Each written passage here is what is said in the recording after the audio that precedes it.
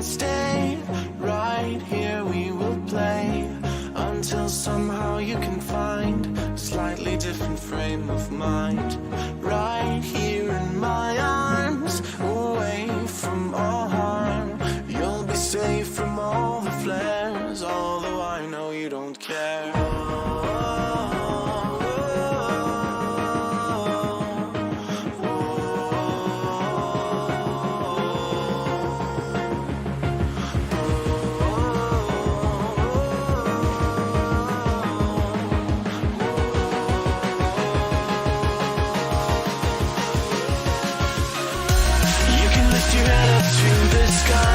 Take a deeper breath and give it time.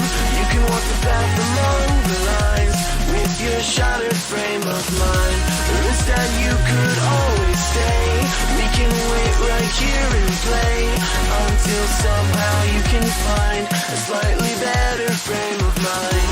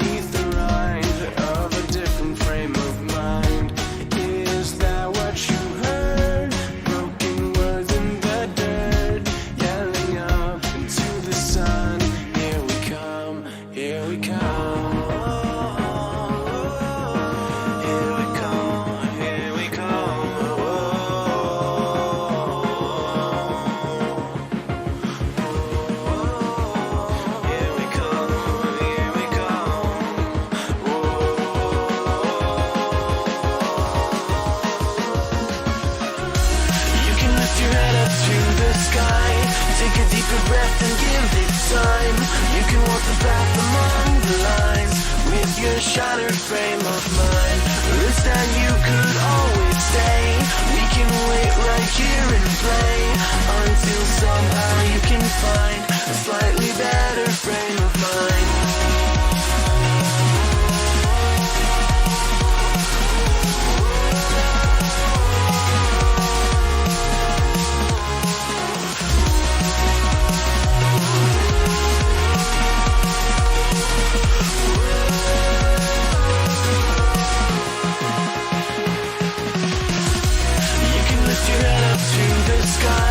Take a deeper breath and give it time.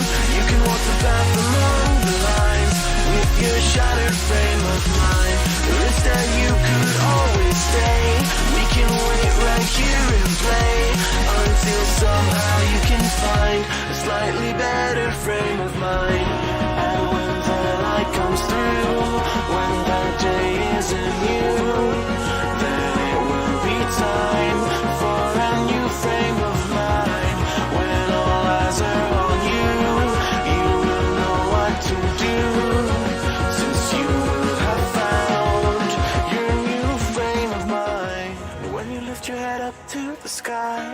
Take a deeper breath and give it time. You can walk the path among the lines, but always know that you'll be safe. I'll be here throughout your days. Come find me and we will play.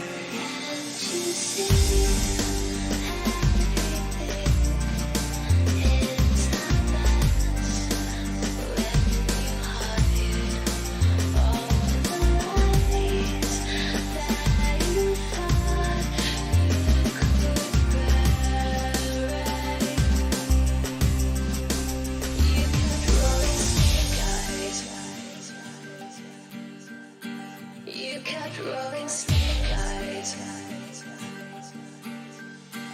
One too many.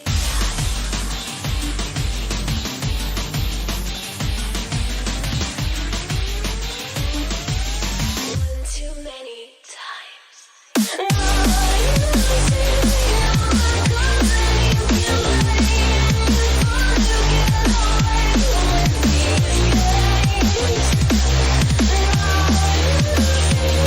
You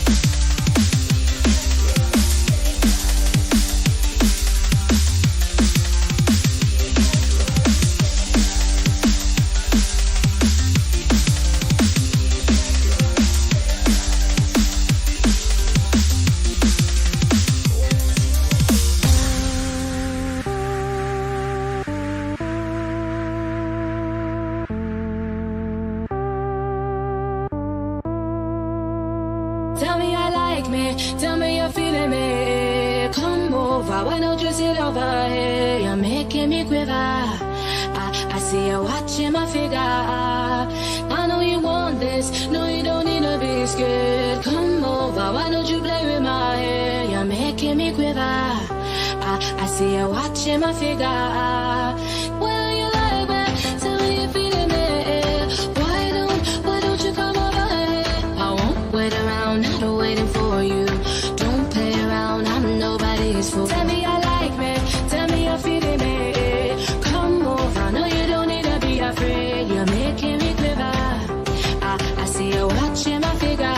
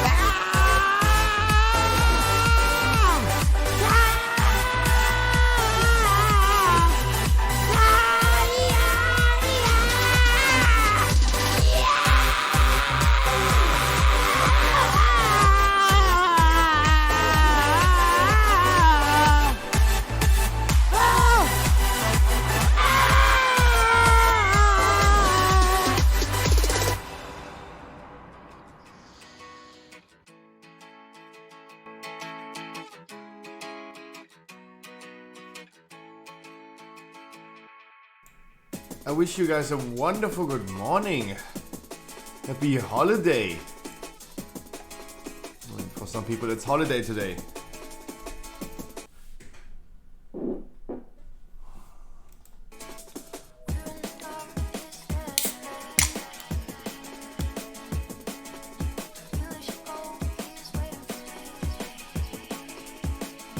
Why not accept, please? Because Dodo, I'm gonna be sitting here for the next like 20-30 minutes. I'm gonna watch some videos. And hi, I'm just woke up, Dodo. That's why I do not accept. 15 minutes ago you invited me. Now I'm here. That's like half a key already. I'm gonna be sitting here for the next 20 minutes probably to talk about some things, watch some videos. 7 minutes ago? No. When I started the stream, I was online. It's not, no, it's like 12 minutes ago. I saw the invite. But you should probably do your key right now without me. Because I'm right now it's like stalling and waking up first. Like I'm pretty sure you gotta get one key done before I'm gonna start doing keys. Like we have some Otter videos, we have some Alize. Otter videos, Alize, maybe Daily Dose, I don't know what's happening. The Johnny Depp thing yesterday was so insane, I would love to watch some clips about that as well. Sure. Furion, Massive Hardcore, Magnum Opus is now here as well.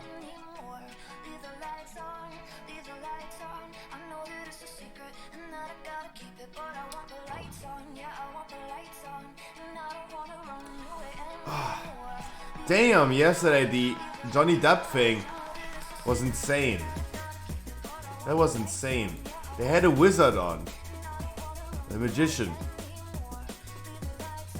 And he was unbeatable. He was literally the final boss of everything. If you guys... That fella. That dude was unbeatable. It is a question, Mr. Neumeister. The question is, did you yourself, you found no affirmative evidence of any modification of software, exit, metadata of any photograph in this case, correct? You found no actual evidence of that, did you? The dude that's speaking is Amber Heard's lawyer. And he is a forensic data analyst. And he found evidence that all the pictures of her beatings, alleged beatings, were all tampered with photo editing software. He found evidence. He exposed her. No one could tell either way because. Not asking about anyone else, Mr. Neumeister. I'm asking about you. Did you found no evidence of that? But he's doing this job for longer He found your Overruled. than this. There's not a way to answer that the way you're asking the question. You have to Than research. the lawyer was born. You're trying to Your control Honor, the he's not narrative. responding to the All right, question. could you just answer yes or no, sir, to the question? It's not a yes or no question. Did you, yes or no, you found no evidence of exif metadata modification of any photograph in this case, correct? That's incorrect. Boom! Damn, that dude was amazing. Like, he found evidence that all the pictures have been tampered with. And, yeah.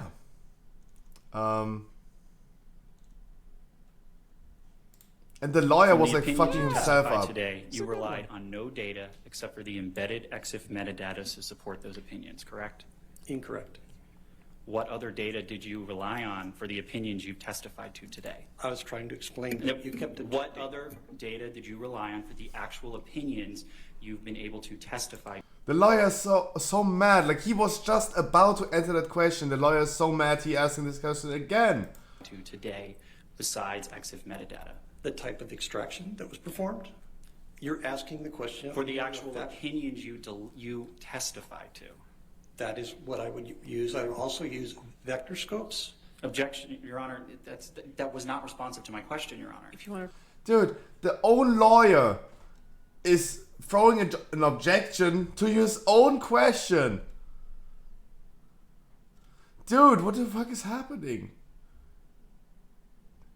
Amherst lawyer is Can you so restate fucked the up. question? He lost that so I hard. don't recall the question, Your Honor. We can move on. I believe the question was what methodology. Oh, and he wants to push him. The lawyer himself throws an objection to his own question, lost train of thought, wants to move on, and he wants to grab his balls and continue. that I used to make my findings. Judy's voice has changed. That's, Sorry. is that correct, Judy? Dude, that was wild. That was so wild. He is a wizard. Asman said this right. He's a wizard. Unbeatable. Unbeatable. By the way, this is the end. It's coming to an end. This lawsuit thing is coming to an end, by the way. I'm really interested to see what's happening. Like, that's coming to an end. Like, it's getting interesting. It's getting interesting. Thank God it's a short stream today, so I'm gonna continue watching this today with Asman. It's really interesting. I'm pretty sure like Asman is sitting right here right now and watched this already because they already started, right?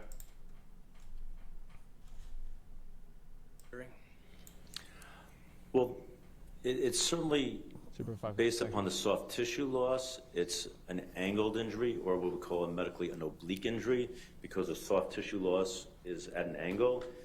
He lost some of the tissue on the back of the finger as well as the palm side, primarily along the palm side. But other than that, you can't make any assumptions.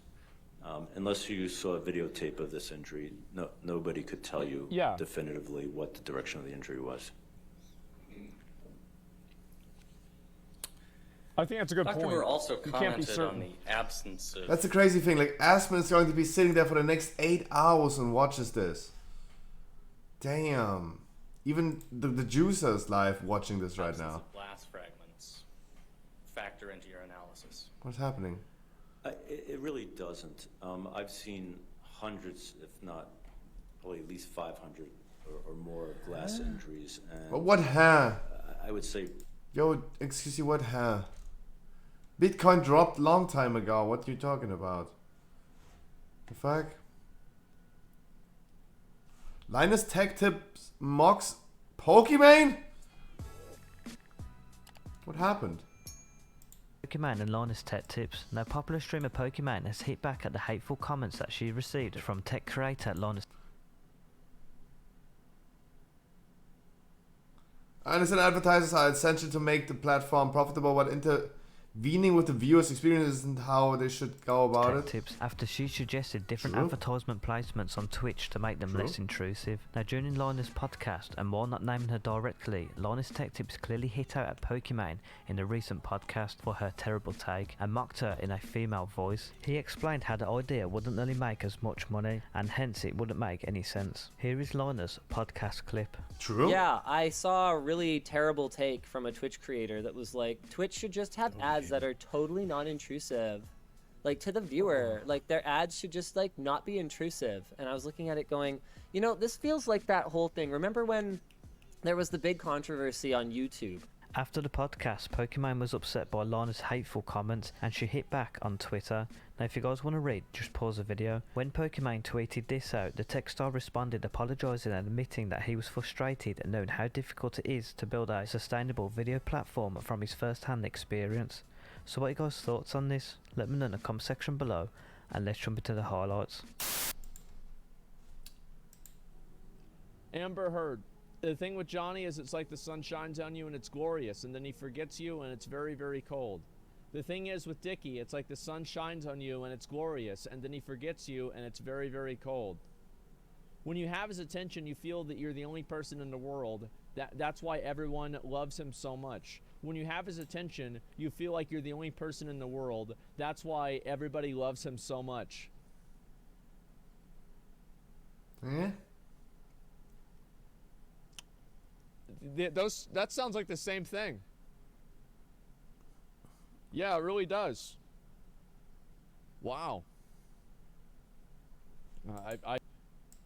I don't know what to say. Huh? What happened? I'm okay. I'm too stupid for that. Too much text. I just woke up. I do agree with I do agree with Pokimane. I do agree with Linus. It would be nice if ads weren't that intrusive. That would be nice.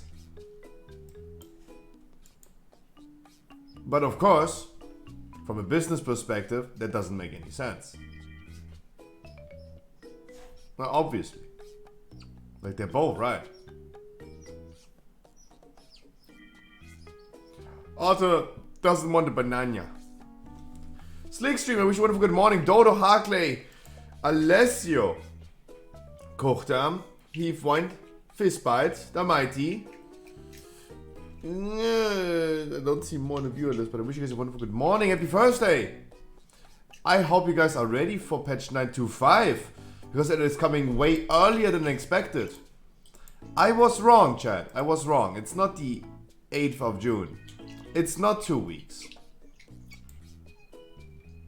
But to my own defense, I would have not expected Blizzard to push a patch like this less than 7 and announces less than 7 days in advance.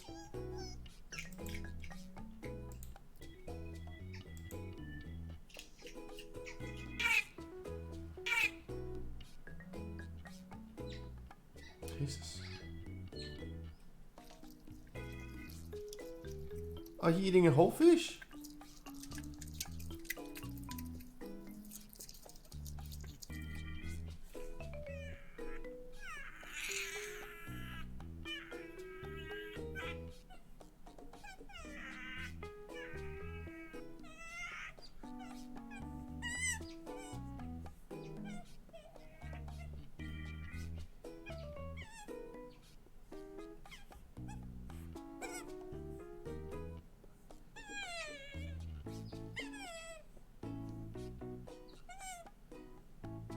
Feed review. Good feed.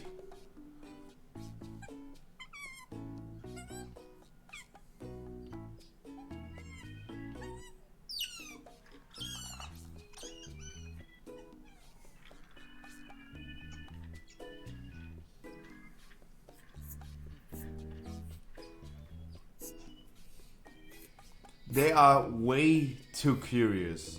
Jesus.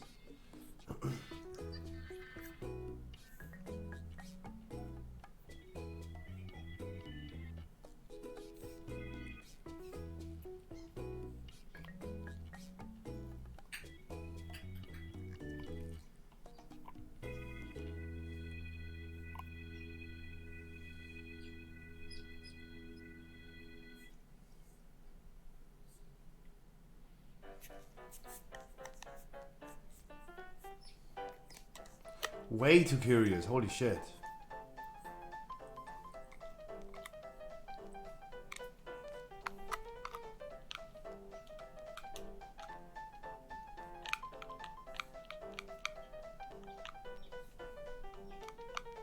Yeah, that's how they're gonna chew through all your cables. Yo, look at the marks of his teeth.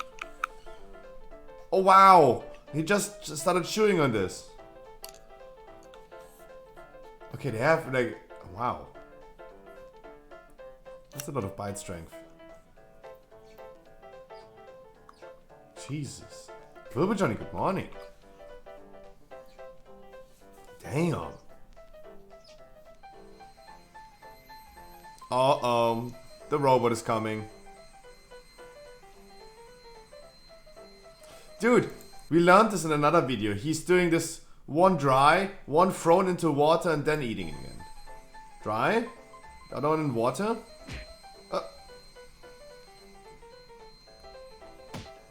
Hey, what?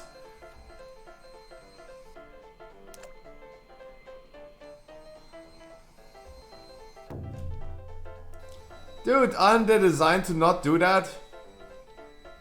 Why are they doing that?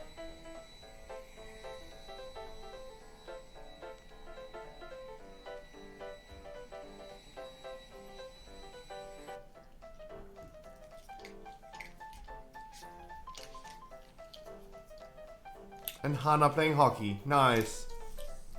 Dude, we learned so much about them. At this point. Nice. So much. Guys, I totally would understand if you go to Aspen's stream right now and watch the thing. If you watch the thing, I would totally understand. Do we have daily dose of internet? Maybe? No? That is interesting.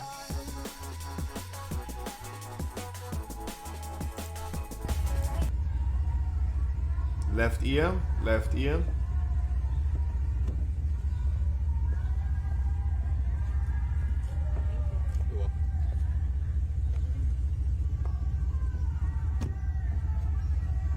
Good morning. How are you? Good morning. Good morning.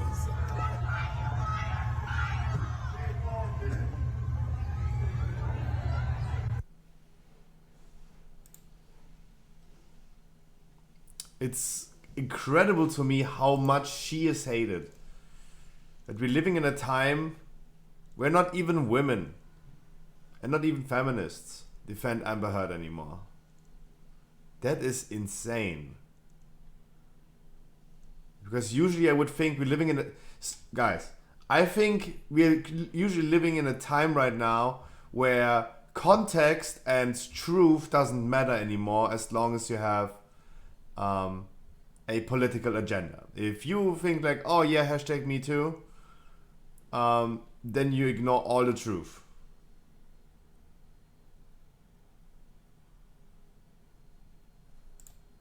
What has it been like for you to listen to Miss Heard's testimony at this trial? It's been bad. Insane, ridiculous, humiliating, ludicrous, painful, savage, unimaginably brutal, cruel, and all false. All Thanks false. for cutting No this. human being is perfect, certainly not. None of us. But I have never in my life committed sexual battery, physical abuse, all these outlandish, outrageous stories of me committing these things and living with it for 6 years and waiting to be able to bring the truth out. So this is not easy for any of us, I know that, but no matter what happens, I did get here and I did tell the truth, and I have spoken up for what I've been carrying on my back reluctantly for 6 years. I would bet. Yeah, that sucks. Thank God it was edited, because he's such a slow talker. That is insane. That is insane.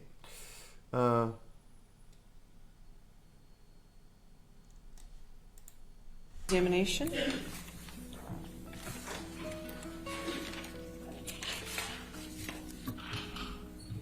Good afternoon, Dr. Shaw. Good afternoon. You're not offering anything as to Mr. Depp's psychology, correct? Oh. Hey, congratulations for whatever. You said 2 words. Congratulations. There you go. Ow!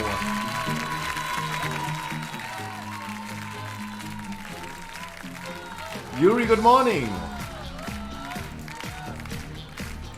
And Wushu is as well here. And wish you also a wonderful good morning. Wilbur Johnny.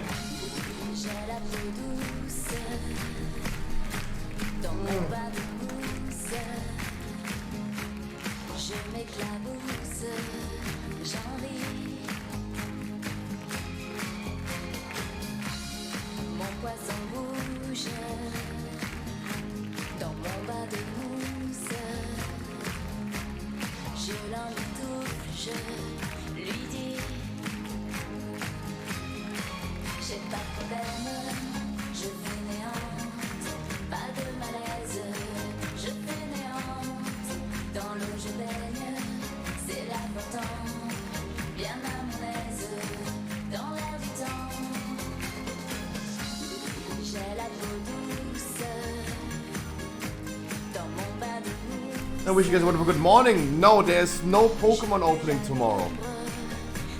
I have not gotten a delivery confirmation. Today is holiday. No one is nothing.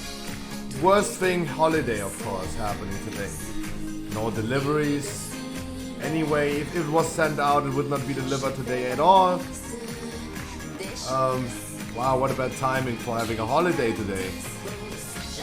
And yeah, there's nothing happening. I'm getting ghosted pretty frequently nowadays. Maybe I need to get used to that, but I texted a lot of streamers yesterday again for the podcast, even the people that have been here. Like Seal Dancer, I texted Seal Dancer yesterday in Discord if you want to join on Monday, and do you think I got a response? No, not even them. Not even them gave me a response. Kind of annoying. Holiday on a Tuesday happens. Like Christmas sometimes is also on a Tuesday. It's Thursday. I don't know, some weird holiday today that doesn't make any sense. But no one is working today. I don't know. I personally also don't know what's happening today and why it's happening today.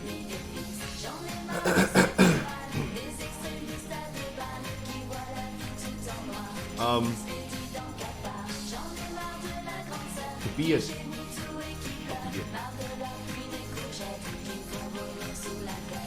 Okay, Alize, come on, hop on. We have a lot to talk about. 925. Guys.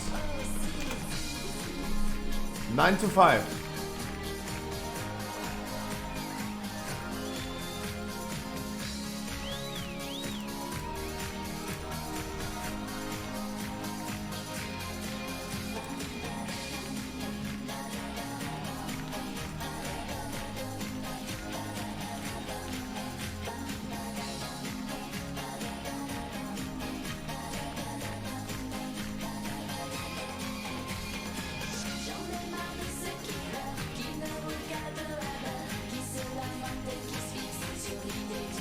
You're gonna go Alliance? I don't know. I don't know.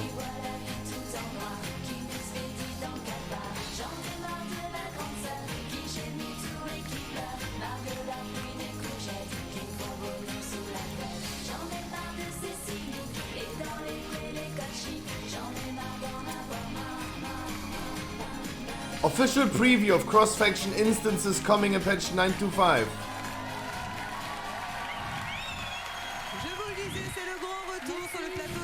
The functionality of the cross-faction feature will also apply to legendary instances. It does! Wow, I thought it doesn't. And it's available at all levels. However, there will be several older instances that cross-faction parties cannot enter due to faction-specific components.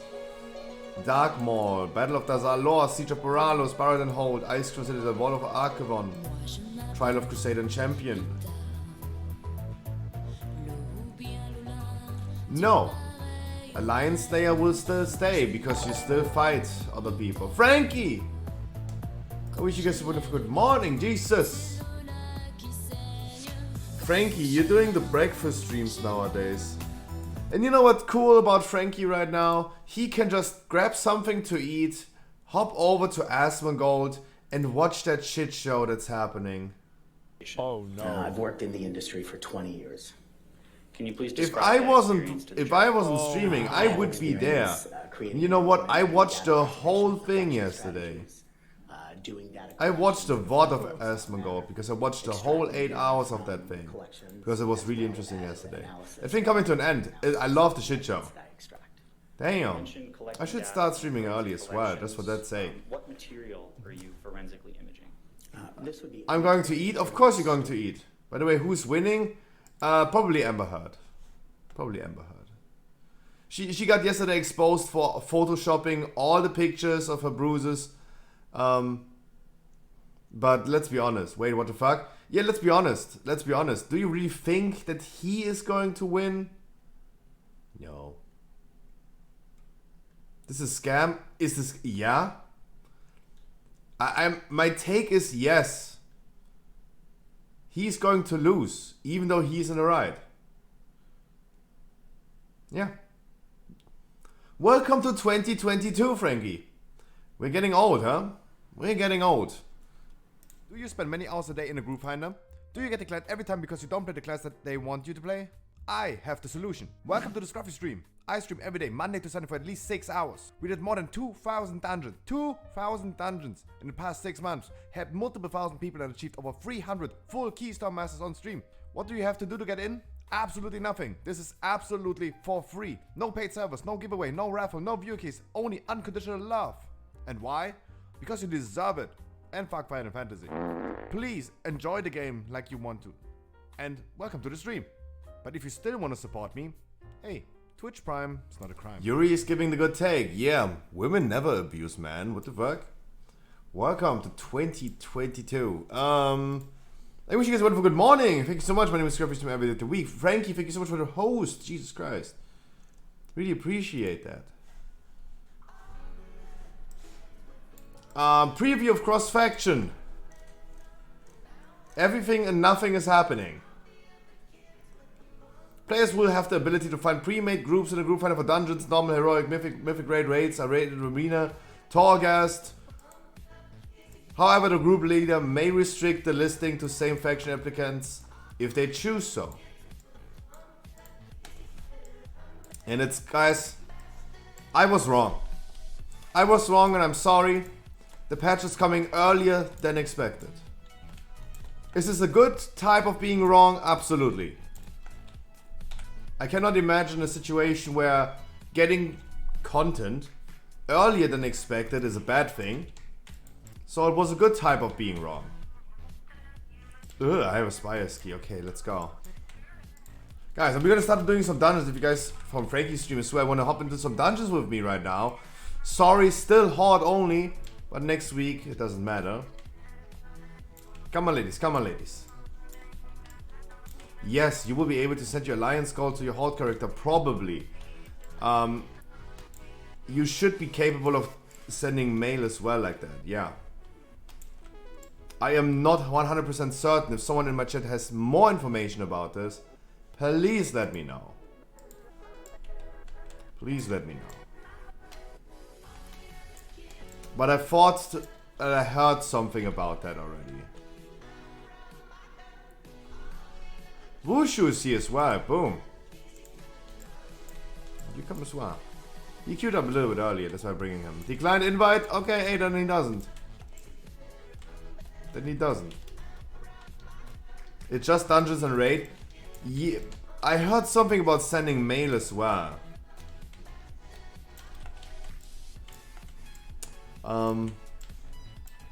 If you want to send gold, Yuri, if you want to send gold to your other alts at a different faction right now, you can still use the auction house.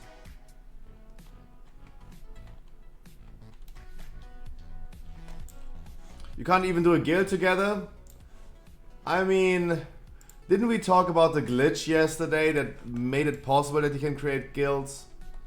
They definitely implemented that feature, but it was available even though they didn't want to make it available. Yeah, but it's at least like at least the feature is in the game already. I heard something about mail. I don't know. I can't recall. Objection, leading, hearsay, and yeah.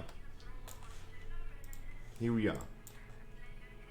Ink 1K with the follow. Dude, I really appreciate that, my man. I wish you a wonderful warm welcome. Guys, next week we all play together.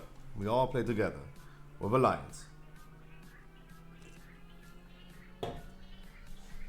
We do have some trinket nerfs. We have some trinkets nerfed for PvP situations, and I couldn't care less.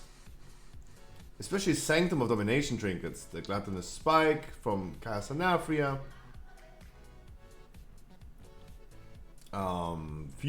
The Savage Fusion Amplifier. Reactive Defense Matrix. I got heavily nerfed for PvP by 33%. Hey. So guys, I have a question. Which months would you consider summer? What is summer to you? Because maybe I'm just stupid, maybe I'm just an autist. I really don't know.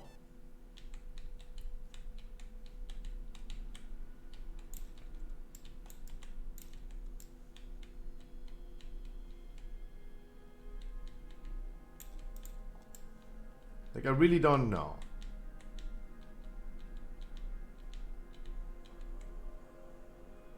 Honorbound is with me. Like, it's officially like we have spring begin in March, right? So when I was younger, especially, I thought like first 3 months are spring, then summer, then spring, summer, autumn, winter. In reality, it's not, right? The coldest months are January, not December, for example. That's not spring. So, if you guys would say Unbreakable, I wish you a wonderful good morning. If you guys, so the most people are saying June to August is summer.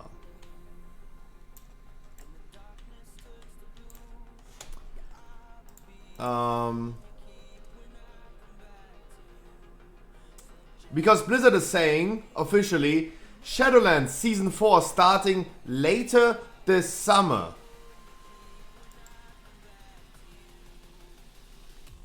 This summer. Think about that while I'm going AFK for a second. We expected September, October. Not July, August. Right?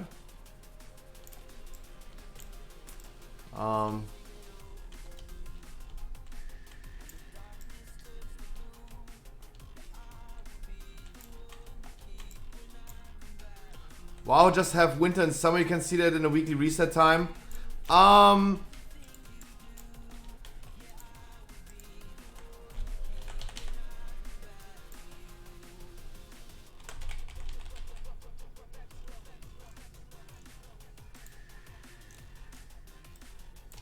fucking tree.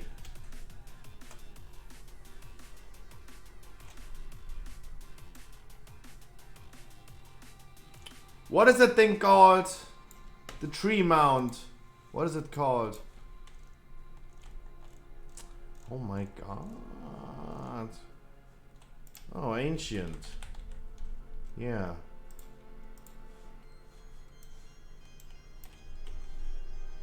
Just as an explanation for the seasons. Just for as an analogy for the seasons.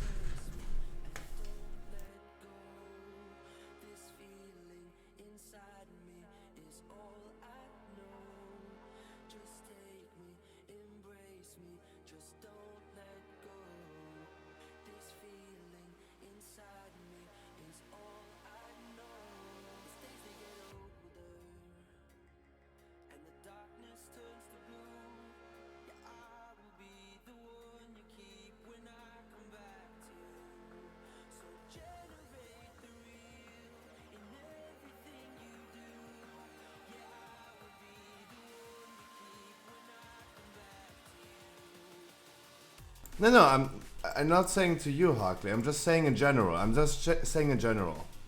Rosaroot, I wish you a wonderful good morning. Yes, I'm doing great. We just started the stream. We started to talk about some WoW news. I have some private news. I have news for everything today. Of course, the interesting ones are the WoW news, but we just... The news that I just presented to you is that Blizzard officially said Season 4 coming later this summer. When is it summer? When is summer? That's what I'm wondering about. When the fuck is summer? So, people were saying June to August.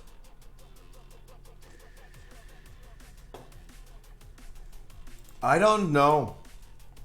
I don't think that Season 4 is coming in 2 months. I'm sorry. I don't think so.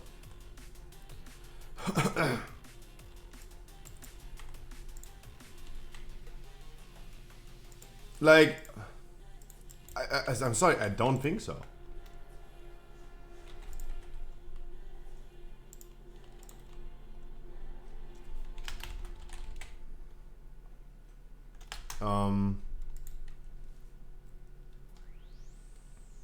But hey, with speculation and predicting this patch to release, and remember the podcast when Frankie also said, yeah, 9 to 5 is coming like 2-3 months, and I said like, no, it's going to be June. It is going to be June. It's going to be the 1st of June for us in the EU.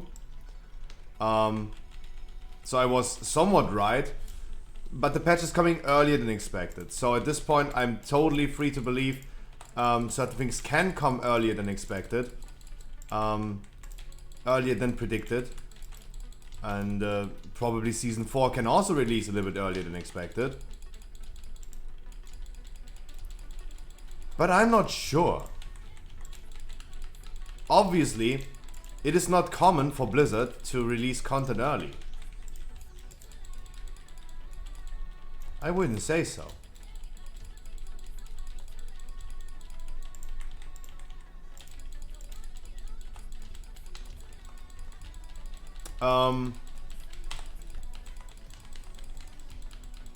So, Season 4 coming in 2 months, really? No, Yuri, no. But we handled this topic like so many times ago. Like, we know that Season 4 is not coming in 9 to 5 for like months at this point. Like, we know about this like for way too long. Yuri, where have you been? You living in a cave?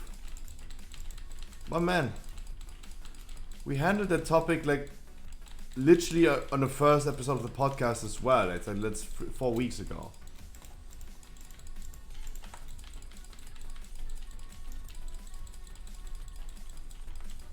And we talked about this way longer than that.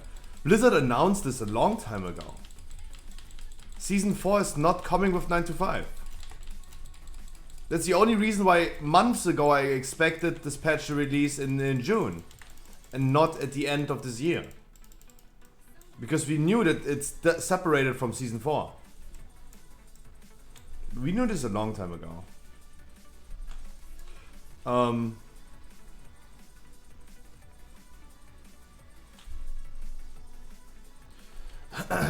By the way, this is one of the first frost major I've seen in like weeks as well.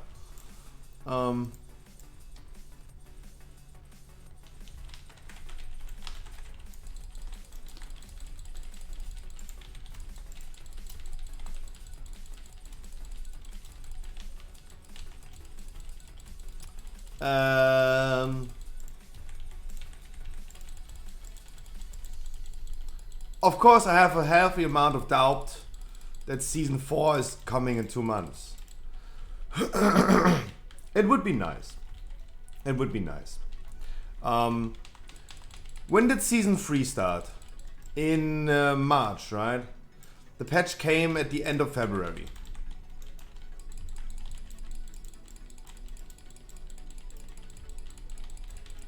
Patch came late February. The season started beginning of March. A regular season, and they said themselves, a regular season will last, season 3 will last completely regularly 6-7 months. So that would lead up to September. Is September still summer? I don't think so. So how is that correct then? Like, who is wrong and right in this point? Like, if you consider summer till August, then they disproven their own argument.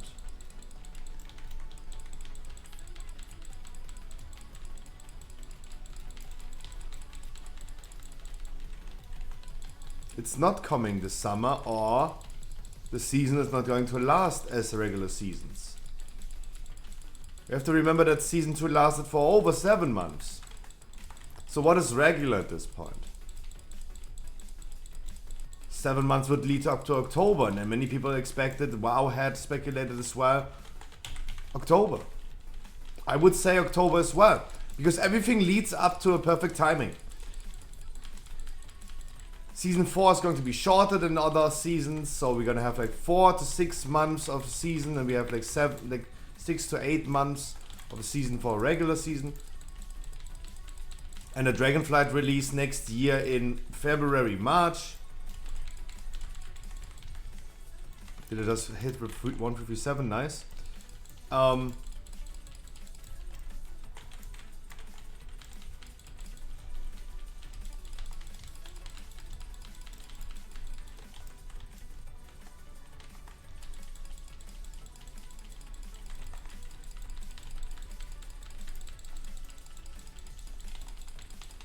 Oh, healer, Wushu, you gotta start with some explosives, my man.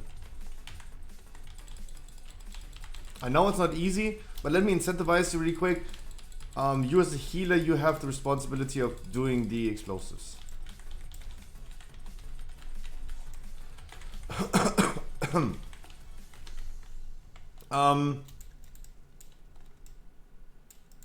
So season 3 is not going to last regularly. A season 4 release in October would lead up to a 4 months, 5 month season that's going to last till March roundabout. Then we're gonna get Dragonflight. That would make sense. There are many things that lead up to this time frame, at least. I mean, we have been at least correct, I would say, at this point with the time frame somewhat. We have been, like, I have been wrong about like predicting and being certain about the 8th of June. It's coming early. It's coming on the 1st of June.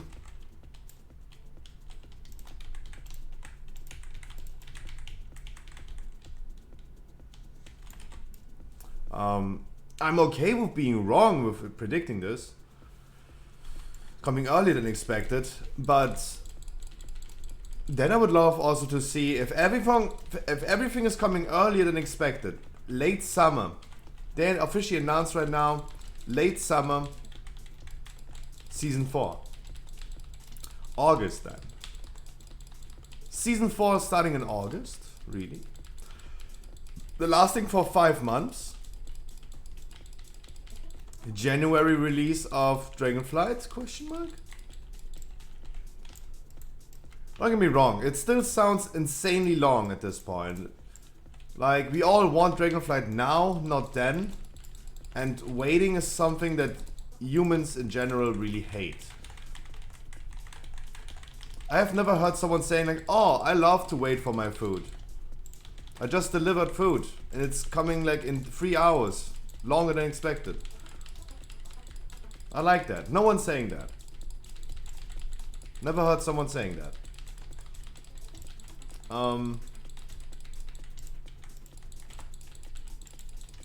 Of course, people would love to see Dragonflight coming earlier than expected. But I'm not sure if this is going to happen. We have June now, and every regular PTR lasts for 6 months. A beta, I mean, for a new expansion. 6 months. We don't even have yet the alpha. So, if they would release the beta right now, we would have still a release date of Dragonflight in next year. What about the alpha? What's happening? Like, things do not line up right now because Blizzard is like over hurrying things. Then people would argue, hey, I don't want Blizzard to over hurry next expansion. They should take their time and deliver something good. In my opinion, people that are saying this are a little bit delusional nowadays, because when have been waiting for something like an expansion ever made something better? Like, I can't recall back in the days. I don't know how long they delayed or have been working hard to bring a perfect Wrath of the Lich King, for example. Everything was awesome back in the days and everything is bad nowadays. That's the general feeling that we have. So I'm not sure. I'm not sure. People were saying like, hey, Blizzard, garbage that they're like delaying Shadowlands. Other people on the other hand were saying like, hey, thank God they're delaying it, so they're gonna finish it correctly and then do it correctly. Did they? Now in retrospect, would you guys assume they did it right in the beginning? Probably not. You would probably say no. Scruffy, stop assuming what we think. Okay, I'm sorry.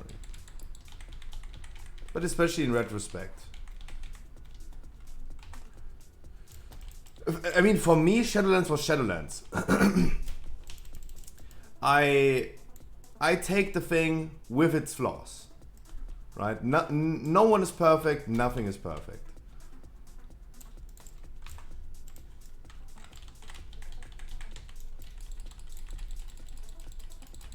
I'm waiting for the perfect girlfriend. No, that's not happening. You need to pick someone with their flaws. Because everyone has their package to carry.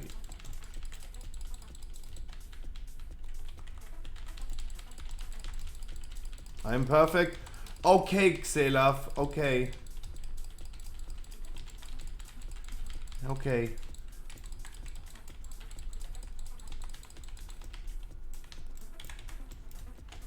Okay then. I'm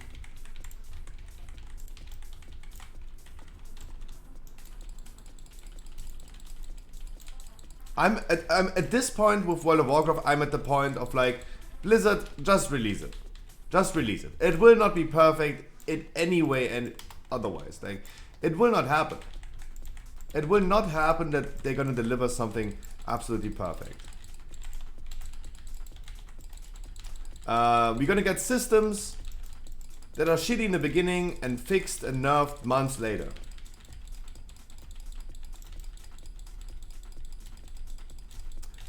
I know, there's no borrowed power in Dragonflight, I know. But the systems that we get, especially the mount crafting, the dragon riding system, will definitely have some flaws. Why would I assume it's not? There's nothing that leads me to believe that it's not.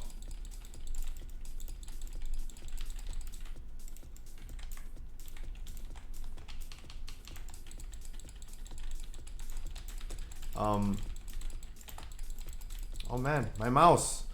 Tomorrow, Harkley, my mouse is coming. Thank you so much again. So it's really interesting. So patch 9.25 is coming earlier than expected, guys. If you haven't heard the news, tomorrow, like next week. I'm sorry, not tomorrow. Next week, patch 9.25, and we haven't yet talked about the patch notes, but we're gonna go over them really quickly because there's nothing much happening. We will talk about it. I watched the patch notes yesterday, and I found some, I recognized some things that were not included in the patch notes, that but will also be coming with 9.25.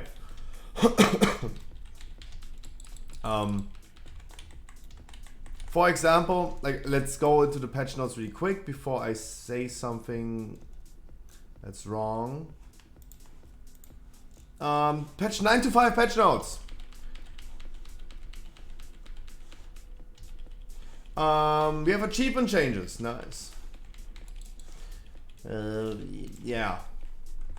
Tower Ranger criteria is now Jailer's Gauntlet layer 4 was 8. There you go. All Sanctum feature achievements are now visible and count towards your character's total achievement points, because of which covenant your character currently belongs to.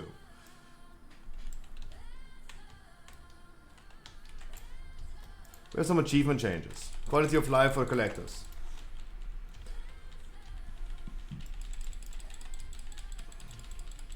Remove the experience point reduction that is applied to level 51 60 characters while in party sync. So can you finally use party sync to abuse faster leveling? Nice. I like that. Party sync in general is a really good feature that they implemented. An unspoken hero of the game. It's a really good system that no one talks about. Long forgotten. But party sync is a really good system. Of course, in every system will have some abuses. I did abuse the system as well. I exploited it as well. Because there was nothing better in BFA, for example, leveling up to 120 in a starting zone, in the troll starting zone. Because those quests kill 10 boars, boom. You got like 50,000 XP, like it was like 10% of your level, boom. For killing 10 boars. That was insane. That was really, really cool. I would love to see this coming back. Don't get me wrong. Duh. Made leveling really nice. We have some hotfixes to classes, to Death Knight and Warlock. Fixed an issue that caused bone shields consumed by Tombstone talent to not reduce the cooldown of Blood Tap. Warlock fixed an issue that caused scoring Tithe carrying ability to grant both the death and survive effects when used against certain enemies. Hey, there you go. Really interesting.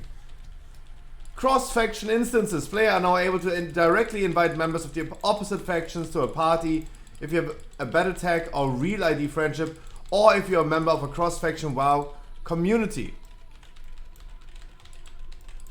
Pre-made groups in the group finder listings for Mythic Dungeons, Raids, or Raid Arena are now open to both factions of applications, though the group leader may choose to restrict the listing to the same faction applicants. If they choose so.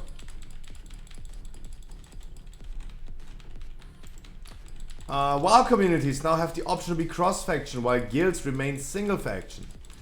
Random match-made activities like heroic dungeons, skirmishes, and random battlegrounds will all remain same faction. The following instances are not cross-faction. Those are like Trial of the Crusader and Trial of Champion, Battle for Dazar Lore, or Ice considered that because they have faction-specific things. Against many people believing, cross-realm raiding is now available on Mythic difficulty for Sepulchre of the first ones. This goes against the beliefs of so many people. Even Frankie said this in the podcast. They're gonna, and other people in my chat said, like, they're gonna wait with 925. They will bring cross-realm raiding in Sepulchre with 925, and it only happens when the Hall of Fame is full. There you go, it's not.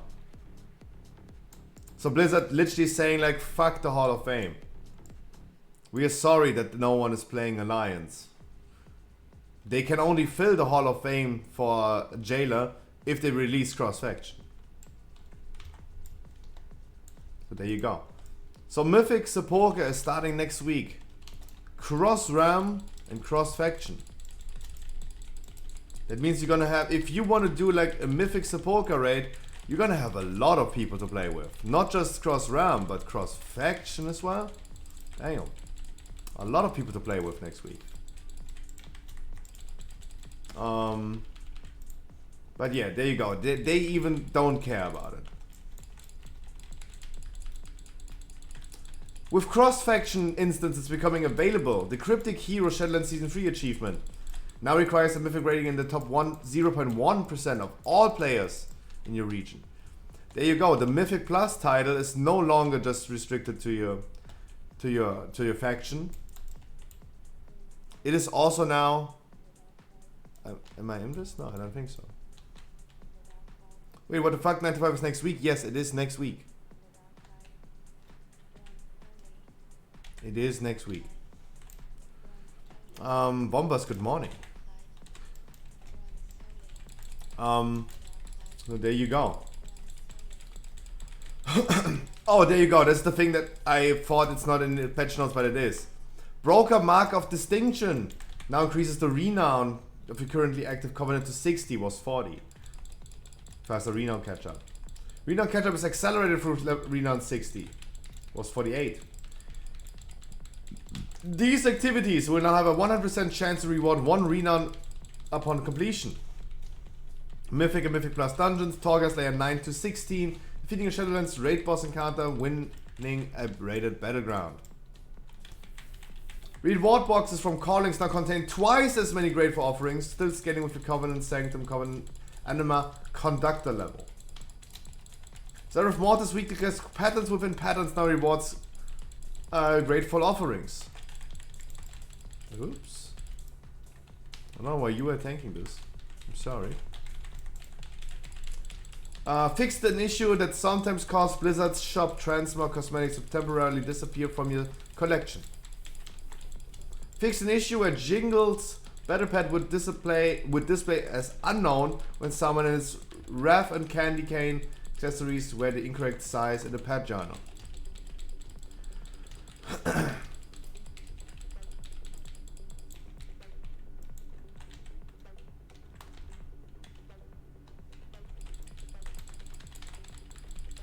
There you go. Player versus players changes. Yeah.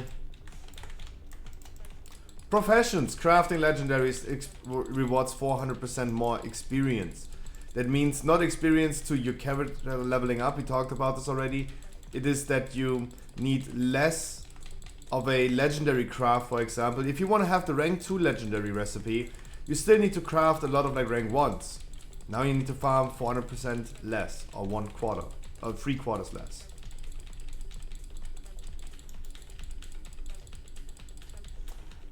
Quest. Blood Elves can start a quest to earn a new mount, weapon experience, blah blah blah. Dark Iron Dwarves can start a new quest to earn mount, weapon appearance, blah blah blah. Heritage Armor. Somewhat like that.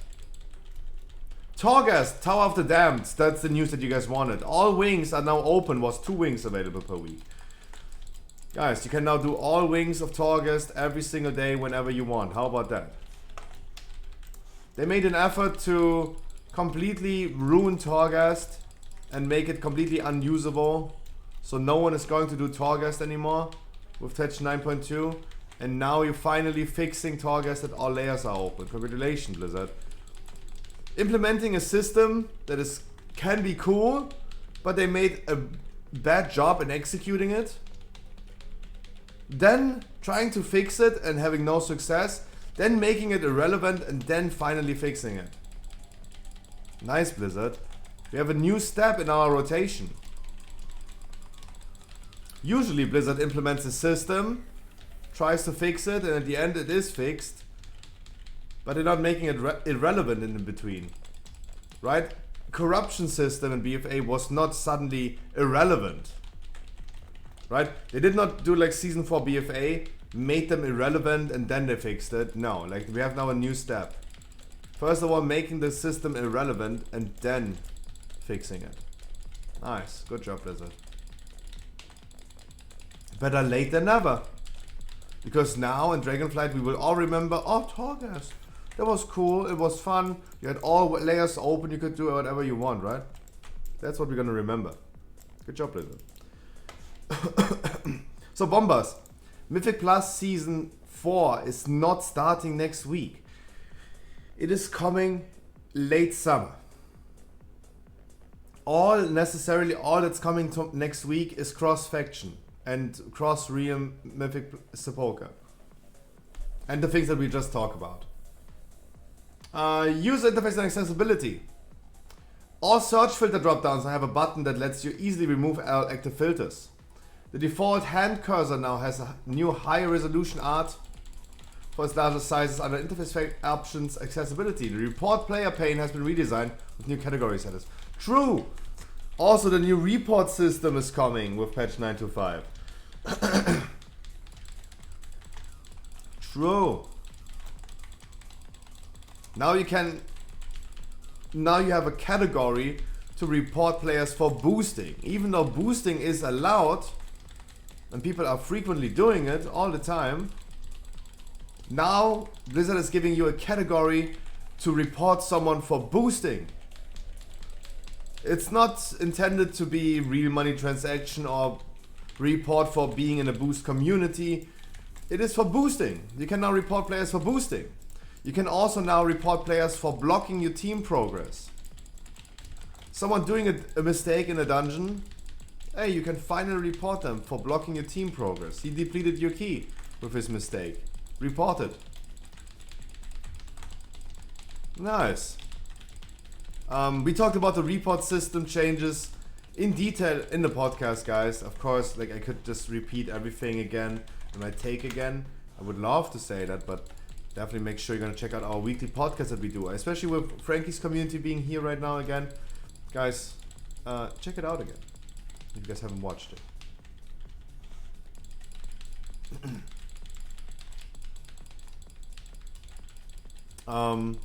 But yeah, it's weird. Blizzard giving you reasons now to report someone for boosting, giving reasons to report someone for depleting your key. That's nice. That's what I wanted. That's what I wanted as a WoW player. Being reported for doing a mistake. Getting an automated ban for doing a mistake in a dungeon. That's what I really wanted. Thank God. Imagine, guys, imagine you do a mistake in a dungeon. Imagine you do a mistake in a dungeon. You get reported by all you join the pre-made group of 4 people. You do a dungeon with them. You do a mistake that ruins the key. They're gonna all report you for blocking team progress, and then they're gonna tell their guildmate maybe to also report you. And you have like multiple reports right now. And imagine then popping up this new, with 9.2 introduced thing, you have this pop-up message from Blizzard in the game. Hey, if your behavior isn't changing, you will face a penalty. How about that? Imagine. You did a mistake in a dungeon, get reported, and Blizzard giving you the pop-up message, the automated one, and telling you, hey mate, if your behavior is not changing, you're gonna get a penalty. Nice. Blizzard finally telling people to start getting their shit together. Nice. I love that. That would be awesome. That would be fucking awesome.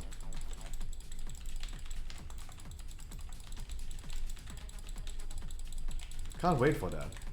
Shadow Days, I wish you a wonderful good morning. God, that would be so ironic if they really do this pop-up message.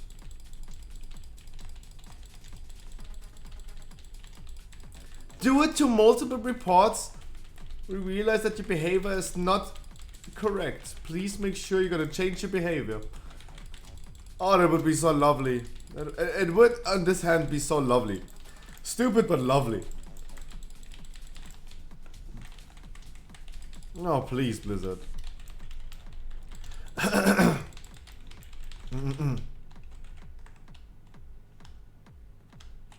Not doing 10k DPS in a dungeon? Yeah. And people are mad at you, they're gonna report you for blocking team progress.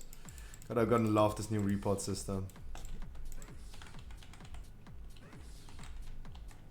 Like, I'm completely honest. sometimes there are like things that bother me so much, I really want to do some memes about it. I had to post a meme on XQC's Reddit, for example, about the Johnny Depp Amber Heard lawsuit, because it was like sitting with me for way too long, and I had to do a meme about it. I'm completely honest, I am thinking right now exactly about this. Imagine faking it, of course, faking it, guys. I'm always honest. I would be faking it. Patch 9.2.5 releasing, and then then getting reported, getting this pop-up message with you got a lot of reports right now. Your behavior must change, and then posting that someone reported me for blocking team progress because I didn't do like 10k DPS in a dungeon. I would love to post that. I would of course fake that, but it would be funny. It would be fucking funny.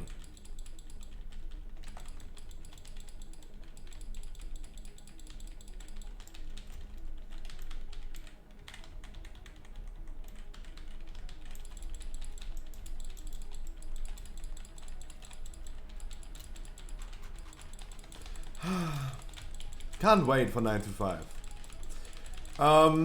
But yeah, guys, next week. That's how we can wrap this up.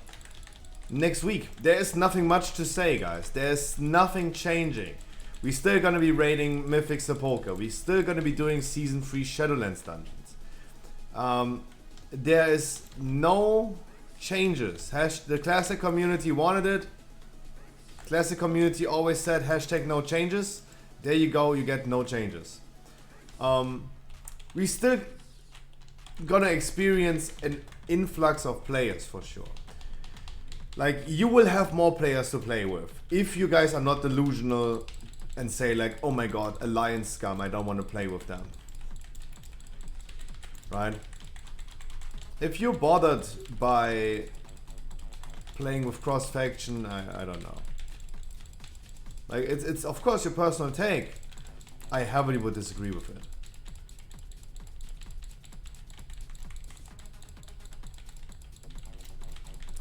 Like, I would meme it that far and say like, yeah, that's literally in-game racism. Imagine someone saying, hey, I only pick people from my own faction, but they can't be Volpera. That's racist.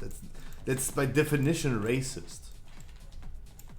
Not what we consider in real life as racist, but it's racism in game.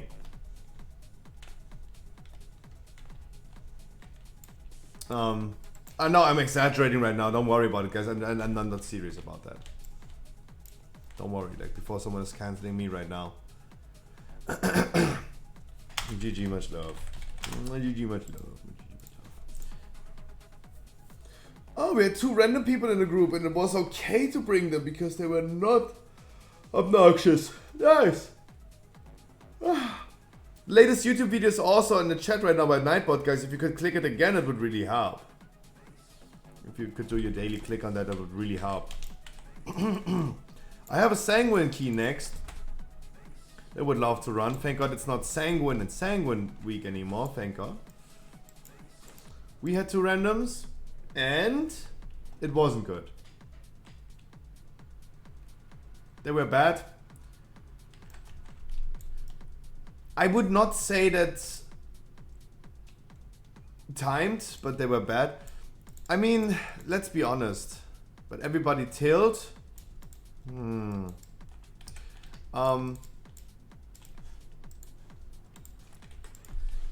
Based take right now. Based take. Just because they're randoms, like, I don't care if a random dude is bad. And I can't get tilted about a random dude being bad. What we consider as bad, like maybe low performance, right? Because I have viewers that are bad and low performing, right? And they're not randoms to me. Base take, I know. I would be bothered by people being toxic. And by random people being toxic. But by random people being bad? Yeah. 2k score. Then it's not funny. 2k, if you said like, Did you mistype? 3K score tank would be one thing. But Dodo. Banta. 3K score tank. And if you say like 2K, 2K is nothing. What is 2K? Doing every key on a plus 11? Plus 12?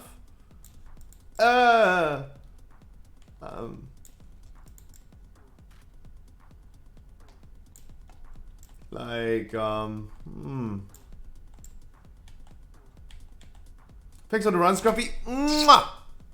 I hope you enjoyed it. Wasn't even that random. Hey, there you go. Anytime, my man. Anytime. No, guys, I didn't want to flame anyone, but I have also viewers that are not randoms to me that are performing poorly. It's totally fine. It's totally fine. I can't get tilted about that as well. I can't. I just can't. But I would be bothered by toxic people. Especially the people that are good performing. I had a Warlock a few days ago in the Halls key. 2K score. He was performing in damage really well.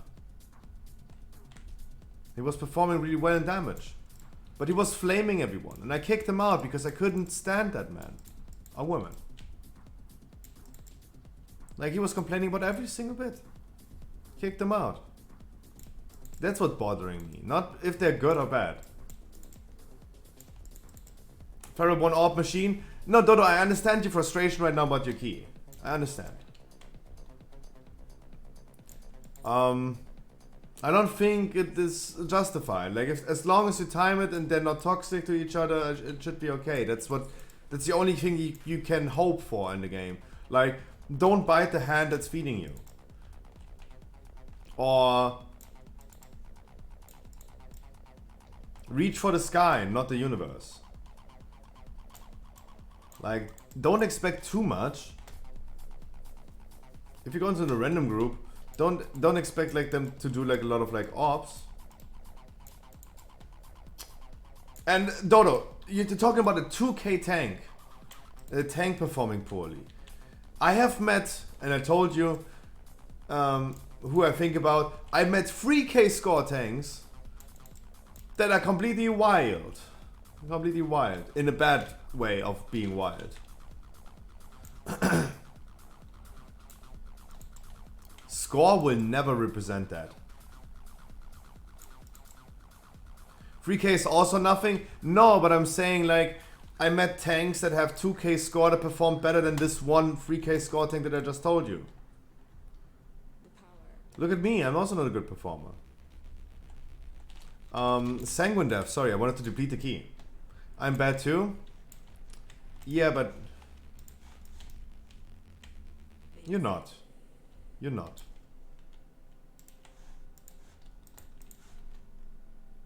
Oh, whoa, whoa, whoa, I depleted this key already, oops. Oof. It's only a 15, it's not a 14. Whew. Ooh.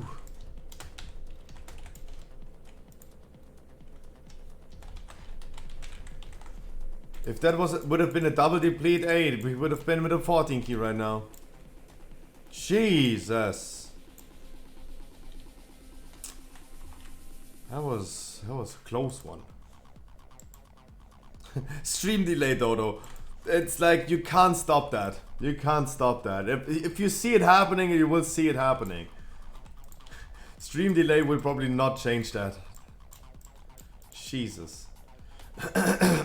Thank you for trying to save me. If you see it, it's already too late. Abso-fucking-lutely. That's not Al-Stadi, right?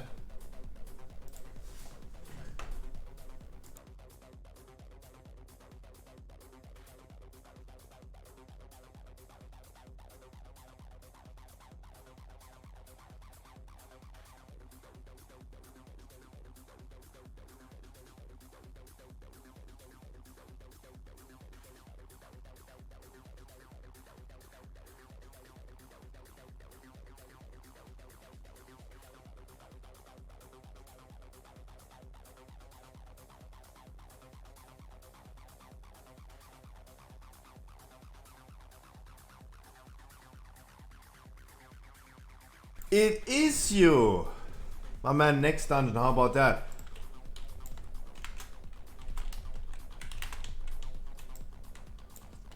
Kumo, I wish you would have a good evening.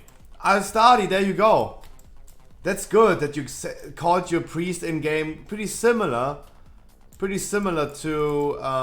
your Twitch name. Because I recognized you without even recognizing you. I recognized... it sounded really familiar. That's good. Hey, that makes my job really easy. Why are you not clearing? Is this making you obnoxious? Does this annoy you?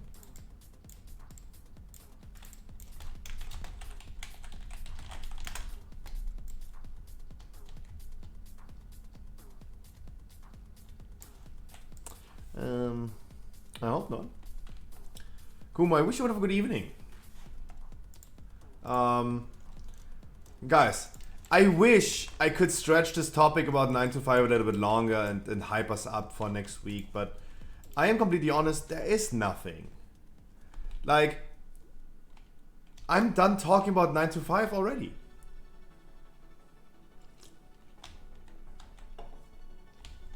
I'm sorry to say, I'm already done. So reported people? No. I assure you. I did not report people. It's all like account recovery. It's the item recovery system. Or in German, Gegenstandswiederherstellung. It's all like item recovery. Item recovery. No. It's been a while since I reported someone. Not even the people that are toxic get a report. If they said something bad, dropping an M-bomb or something, then yeah, of course I gotta report them. Because fuck those people. But hey.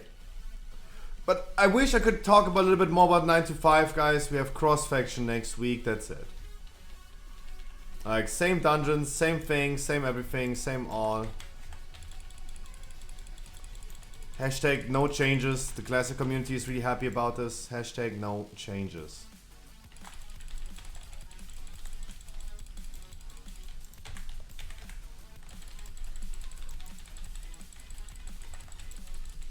Party people, you gotta help me a little bit with the explosives, because if I stop doing my trash button, I'm gonna start dying because they're now bolstered like crazy. You gotta work with me a little bit.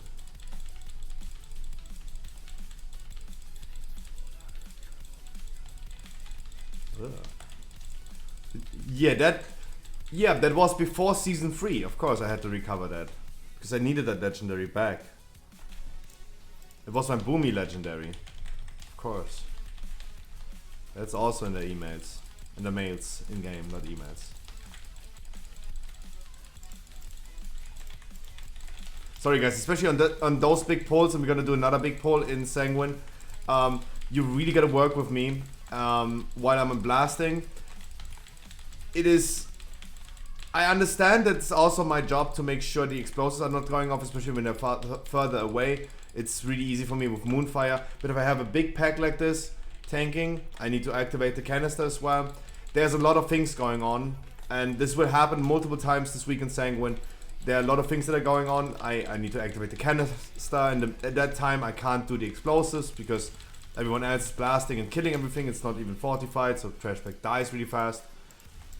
Gotta hurry up with the thing.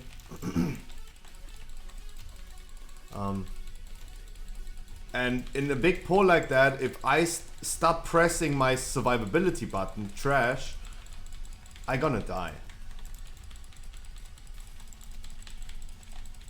I'm gonna die.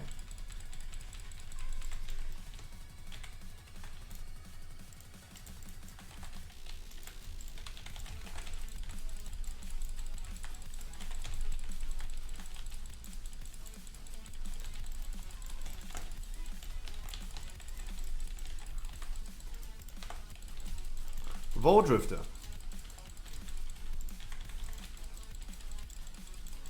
VoD Drifter.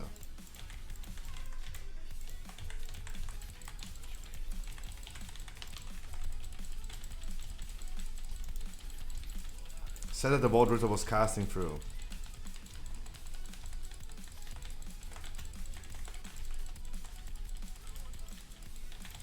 Relic would have been really nice. Relic would have been really nice on this one. Sad that we got a VoD Drifter. Maybe not. Maybe it's not too awful, but hey.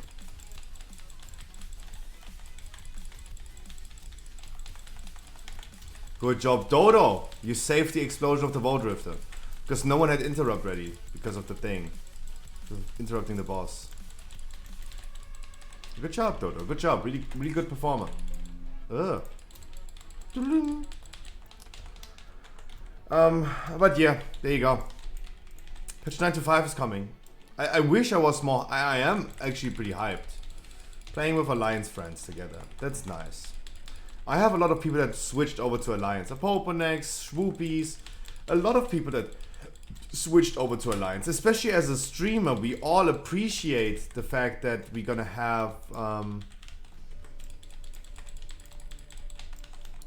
cross faction. More people that we can bring to the stream. It doesn't matter anymore if you're Alliance or Horde. Of course, from a streamer perspective, I really do enjoy that.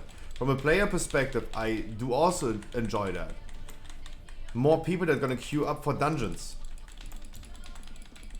That's going to be lovely. Really lovely.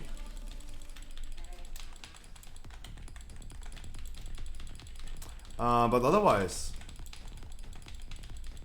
same dungeons, same everything. It's just like you have more players to play with. I wish I could rant a little bit more about the patch. 9.15 was bringing, like 9.15 was bringing me way more content than 9.25. The switches with the covenants in 9.15 were amazing. They brought me a lot of like game fun and game fun, not gay fun. That would also be nice. I was finally capable of playing whatever I want to play. Switching your talents, switching your spec was way more comfortable because you were not restricted anymore. Yes, you were physically capable of... I could just physically press N and change from Boomy to Feral if I wanted, but as a Ventier Feral, I would have been griefing a lot of people. Like, I was still underlying the thing that if I'm a Ventier, I will probably be not capable of playing an efficient Feral Druid. And 9.15 was giving me a lot of fun. Valor points came, the cap was unlocked. Oh, by the way, I have a shit ton of Valor points nowadays, holy shit. I was struggling with them until last week, Jesus. And now I have way too many. That went from like being a limited resource and I never have enough and I need, and even if the cap rolls removed, I was like farming and farming every single day and spent them immediately, and now like nothing is used anymore. Now it's redundant. Hey. Imagine making it alt friendly. Imagine you could send Valor points to your alt. Imagine the game being alt friendly. Like, you would still be in the need of farming 2k score to upgrade it to max, but how about you could just send them instead of like farming a shit ton again? But I mean, this is a minor issue. Like, you still, if you want that, you have to score with your alt. You would still like quickly farm it in the +2s or something. Sure. Wouldn't even be that stressful.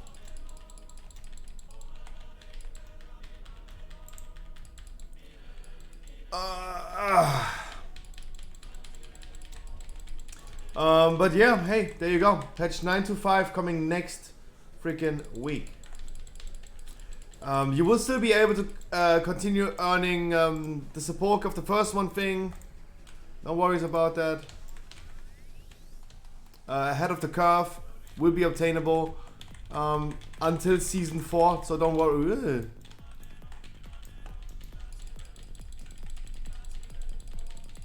Definitely stay line of sight because of the explodes. There you go.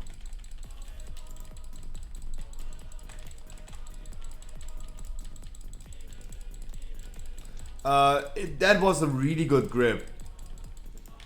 To be honest, that was really good. Making sure that I got gripped line of sight and I stay line of sight because the explosives, like that was always causing a little issue.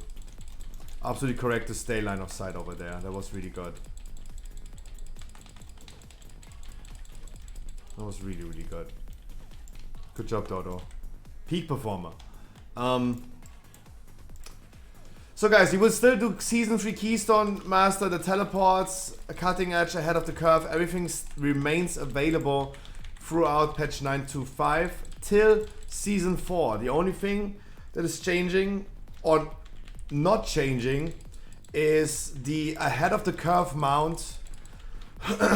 Oh, it's not ahead of the curve mount, but it's the Jailer Heroic mount that drops from the Jailer. In Heroic, it's a quest item that he drops. That item will remain available in Season 4 as well. Curve, no. But the quest item that drops you the mount, or gives you the quest for the mount from Jailer Heroic, yes, that will remain available in Season 4, they announced. Cool thing.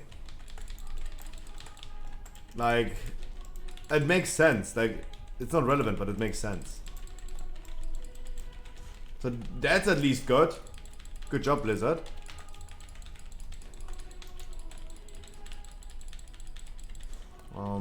That's what we can say for granted.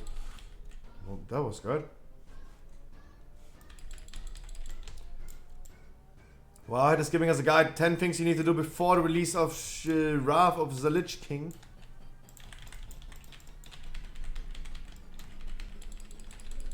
The Wrath of the Lich King.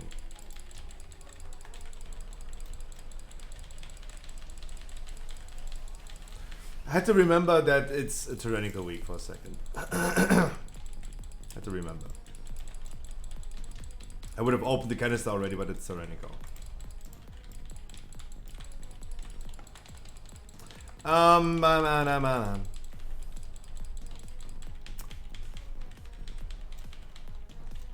And yeah, that's it. That's it about WoW news.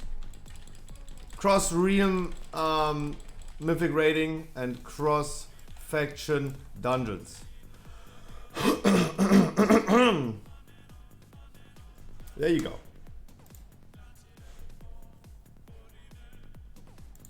I know I'm doing some weird stuff right now. I know. Don't worry, guys. Don't worry. I'm doing some weird stuff. But it all has a plan. Don't worry. I have a plan in my head and I hope it works out as intended. Do not worry. I have a plan.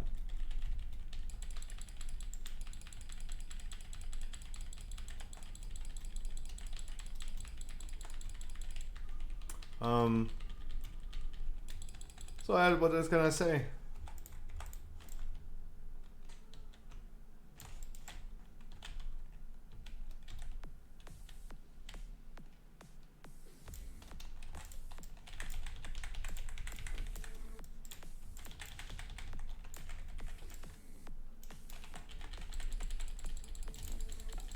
No, I haven't seen the Warlock Gate yet.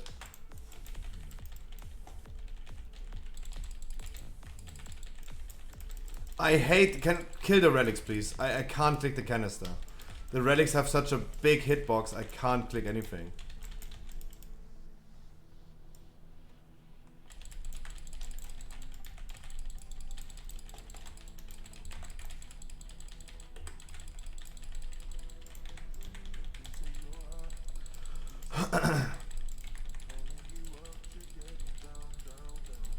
And watch out for the small ones. The small ones, the scribes right now are gonna be wild when they're bolstered. They're gonna be wild, watch out.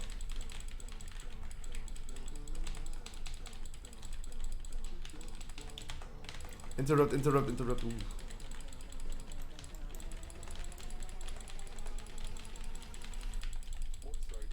Oneko, I wish you a wonderful good morning.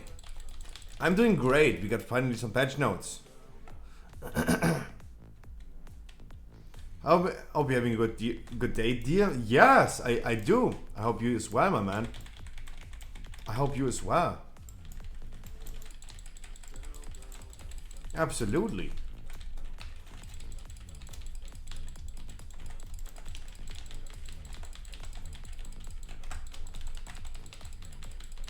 Absolutely.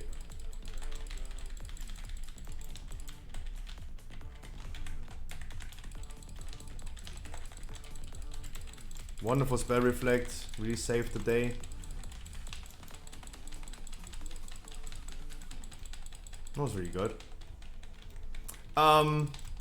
Yeah, we talked about 9 to 5 right now. Sadly, there's nothing crazy happening, so we are already like done talking about it. But it was good. It was good. Hey, better than nothing. Better than nothing. More players to play with is probably never bad. I cannot imagine a world where having more players to play with would be a bad thing. And I really hope that people are going to be cozy that are coming from the Alliance side. They are not corrupted from the Horde side. How do you like the idea of cross-faction? I love it. I love it. As I said, like it's just like more players to play with. I am not interested in PvP at all. I never got behind this Alliance versus Horde thing. I never cared about it. It was absolutely irrelevant to me.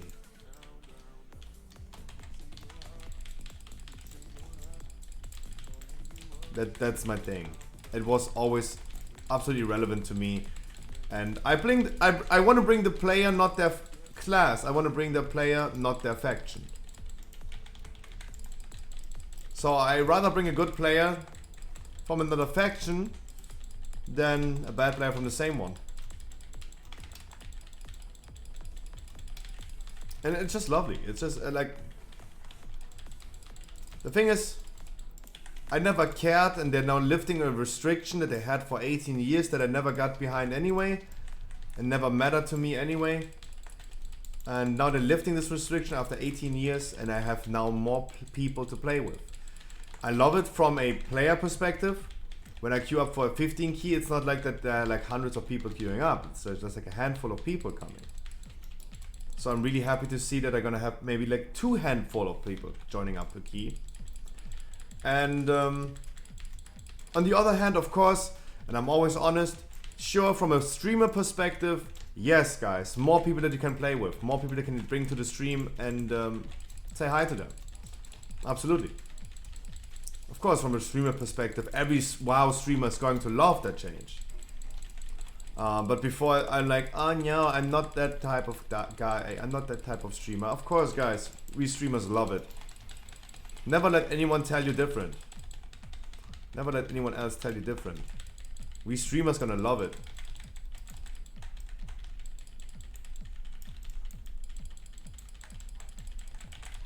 Dreams, I wish you a wonderful good evening.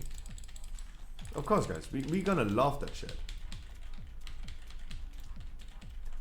Like we have now, have a now way bigger potential audience with 925 than we had before. Same goes for you. I have a wonderful evening. Sure, I have not yet talked about private news and business news, and there are a lot of things happening or not happening, and that's not happening is happening, and it's yeah. I've not yet talked about it because we're talking ranting about 925 right now. But yeah, I mean, it's not bringing much next week, but I do like it in multiple perspectives. I will tell you this, the streamer answer, of course, for someone is calling me delusional for denying that, of course. Every WoW streamer is going to love the fact that it doesn't matter to them who they're doing VO keys with. They are now both factions. Of course, every streamer is going to love that.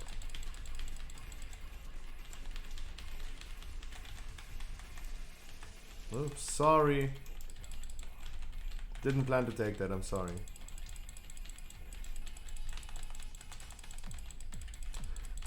Yeah, looking forward to the Alliance and Horde thingy. Yeah, absolutely. Like, that is the thing about the patch. That's the bad thing, but also the good thing.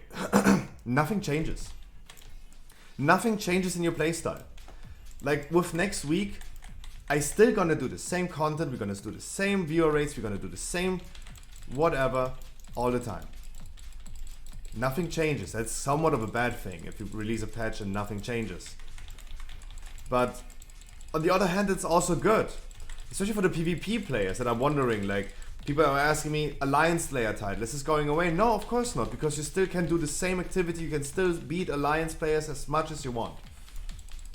So, in that perspective, it's good that everything changes, but at the end of the day, nothing changes. So that's actually pretty good. It's everything and nothing.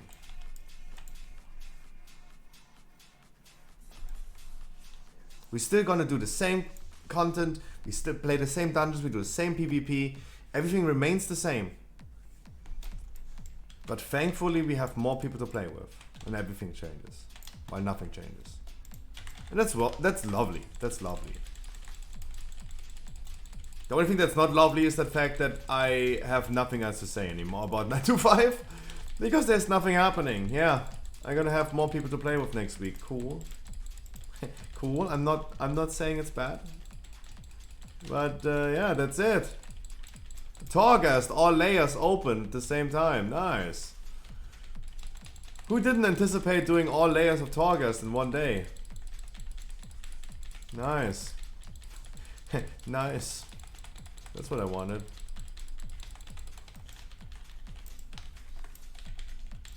Cool. Cool. Wait, what? Yeah, like all chambers of Torghast are open. You usually had like 2 things every week rotating around. You can now play all of them at the same, like all in 1 week. They're all open consistently. They're no longer rotating with next patch. Yeah, but it's a meme at this point, right? No one is doing Torghast anymore. No one needs to do Torghast. Farming Cosmic Flux is way more efficient, and if you need Soul Cinder, you just buy Soul Cinder with Cosmic Flux.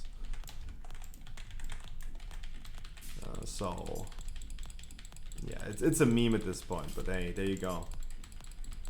That's the biggest change for next week. Yeah, the flawless. Yeah, if you want to do this, you can do this like in 1 day if you want. Absolutely, I agree. Even I had I was working on the flawless layer 16s in the beginning of the season. I remember doing this in the beginning of this season with 250 item level, even though layer 16 was made for 278, and I felt like, wow, again, as a druid, wow, that's so easy again.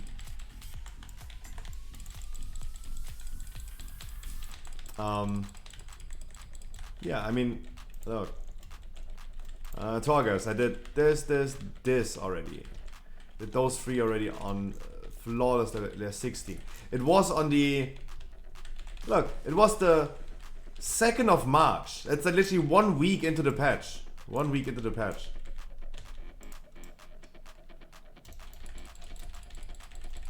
No, no, this was the issue that I had with Torghast since the beginning of Shadowlands.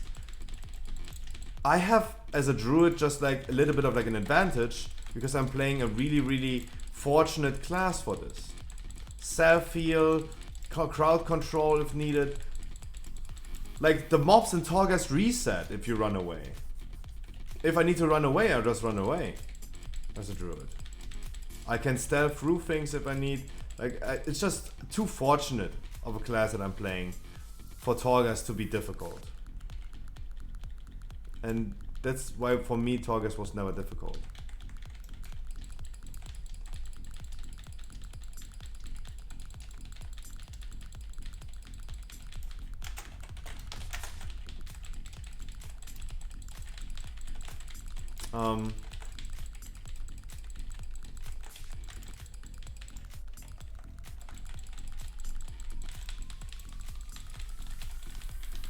But yeah, I mean, Torghast is a meme at this point. a meme because no one is playing it anymore. And now they're fixing that.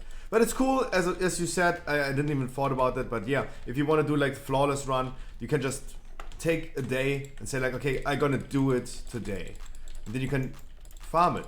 Like, power to the people is always good. Don't restrict players in how much they can play the game. They should never limit, hey, you can only play this amount this week, and then if this is all you want to do, come back next week. Yeah, and long term, that could lead to players being subscribed to the game longer because you're time gated like this. On the other hand, that could also create frustration that makes people quit their subscription. Right? We do not have data about this, but virtually stretching the time that players are subscribed to the game could lead to players unsubscribing to the game. Was also heavily discussed in our podcast, guys, if you remember. Of course, I'm shouting this out again, guys. There you go. It's our latest episode from Monday. I'm currently... Okay, let's go to some streaming news, some business news, and some private news. Guys, private news, I was blasting Path of Exile again yesterday. I am definitely at a point where I usually stop playing Path of Exile because I reached the point of being so powerful and the remaining min-maxes requiring a lot of effort. So, but I'm still motivated to continue and do some things that I usually never did. I was like, oh, okay, I couldn't beat that boss, I couldn't beat Maven, I need to do like a little bit of like more min-maxing. Now I want to do the min-maxing, I'm really motivated to do it. But of course, like after 2 weeks almost of Path of Exile, I was never that fast, I was never growing that good from gear. It was definitely a fun ride for the last 2 weeks.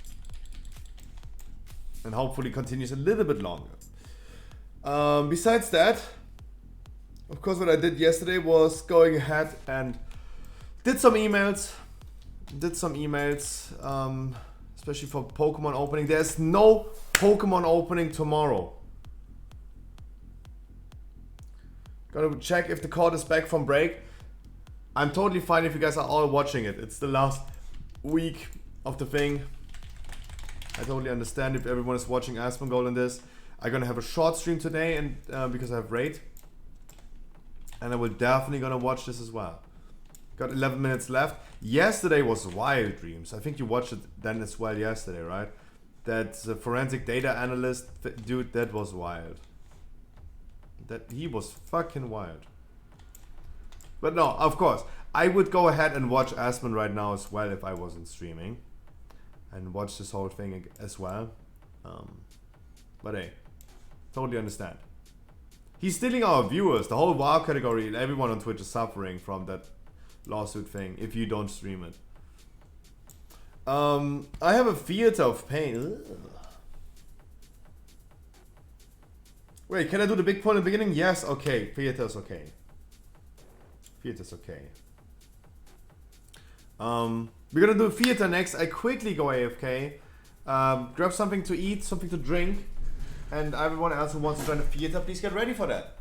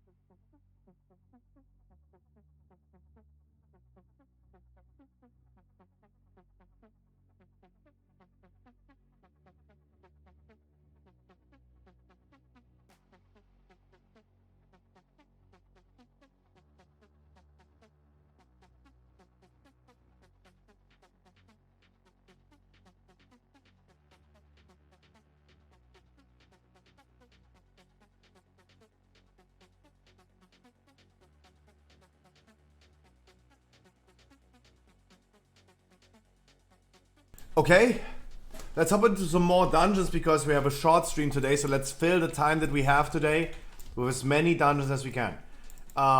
Theater of Pain. So our next key.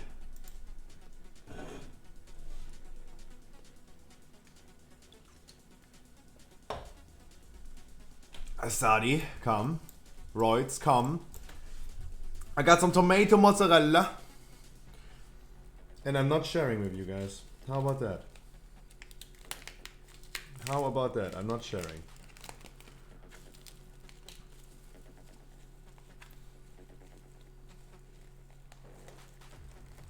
I almost made 20 kilograms of what? Mozzarella?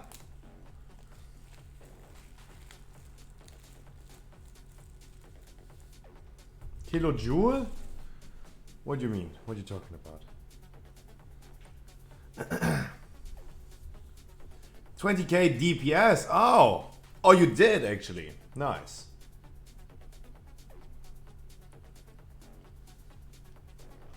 Ah! A long time no see, my man. Long time no see. In Twitch chat, really? Nice. I don't know who this is, but hey, why not?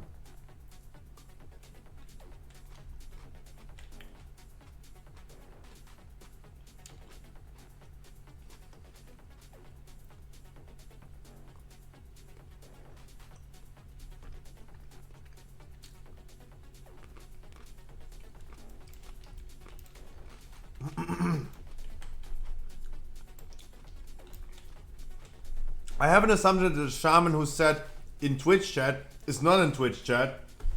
And he just typed that. And he's like, yay, I still got invited. I have no idea who he is. But he had the lowest score. He literally had the lowest score.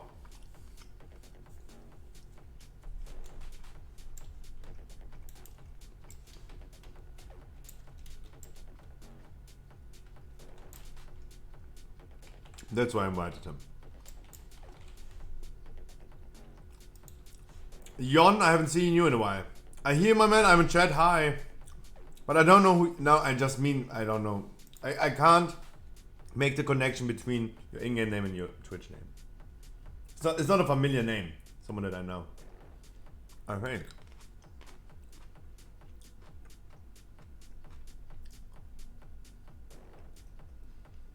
Damn, there's a lot of water in here.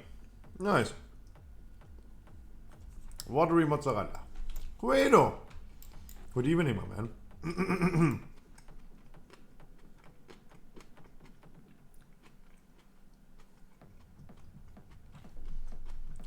Tomatoes.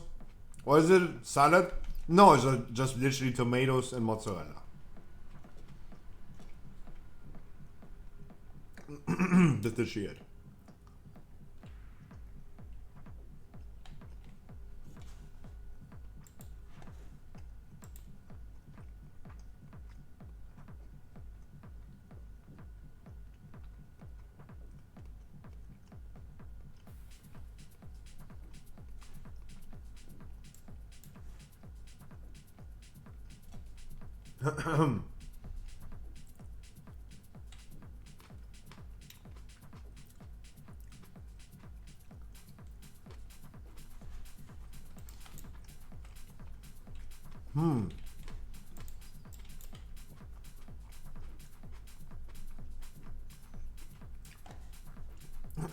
Okay, what is considered easy? Okay, that's an answer I can give you.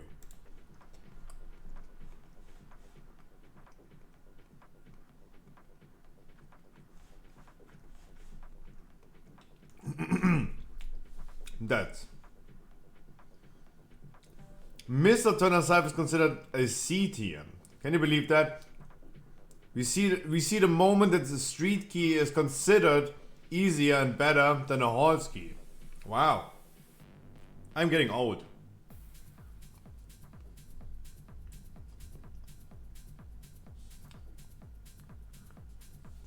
What and dirty? Good morning, my man. No, but Singwon Devs is always F tier usually. I agree, I agree.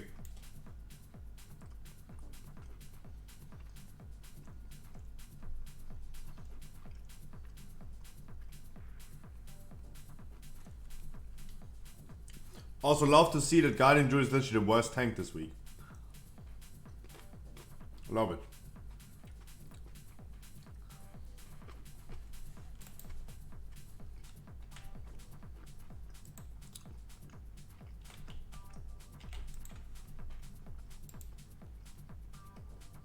Curry King? No, just tomato mozzarella.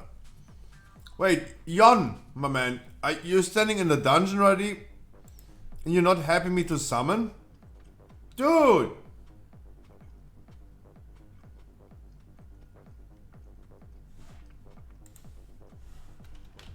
What's that website? This one.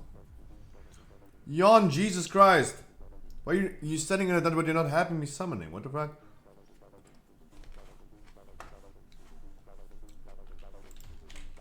What the dog doing? No, don't worry. It's all good. Just be mindful. I know, with this wooden fork, it looks like Curry King, I know.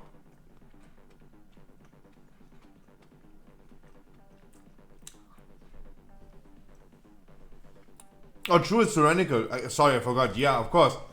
Mist of Turner Scythe, tyrannical, yeah.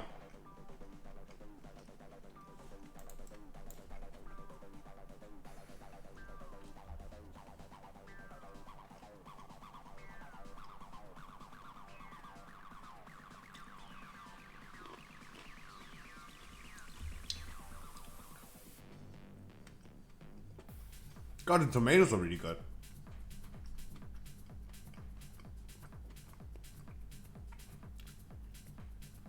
The tomatoes are really good. Mm, mm, mm, mm, mm, mm, mm.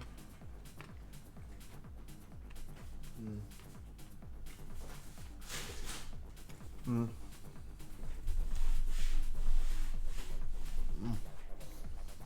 Literally using my shirt as a towel. That's why I'm scruffy.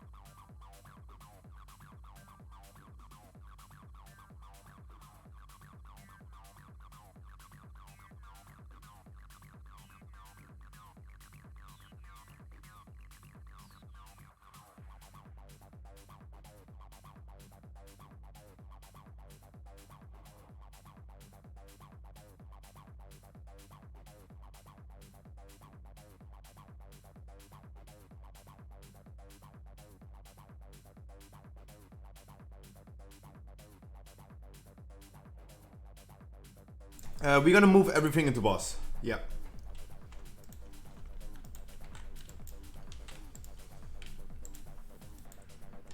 I like cheese and tomatoes. Yeah. Tomatoes and mozzarella, they just fit together. That came like an explosion. I'm sorry. Dude, I have so many gases in me. You got a gas in me.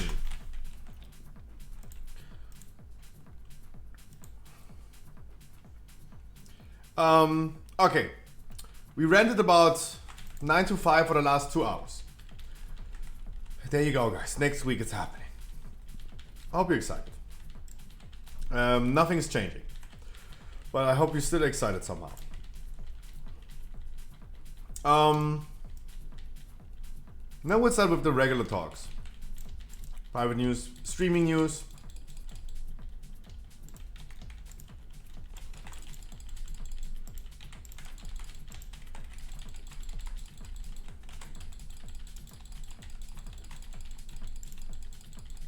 VoD Drifter.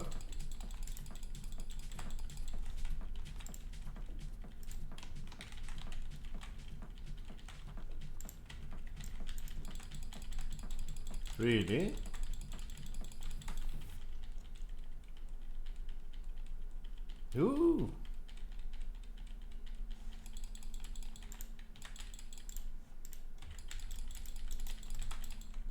So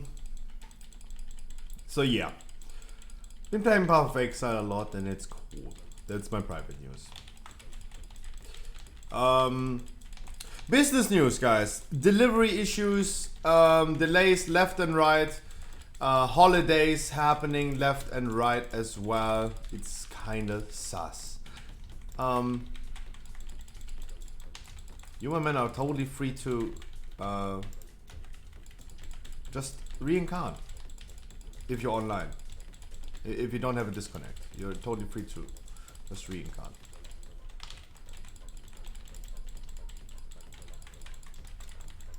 Oh, here's a DC.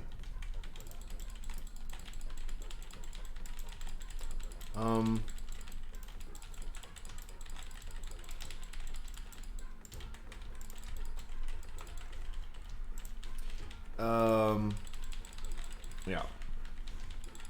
EDC. It's all good, don't worry. Just come back.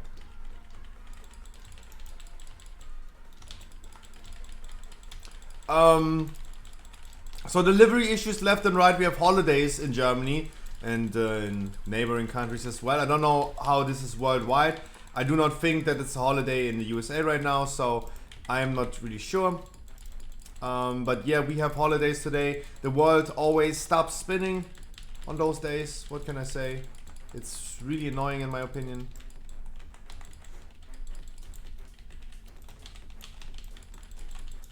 Back at DC? Yeah, I figured that. Don't worry.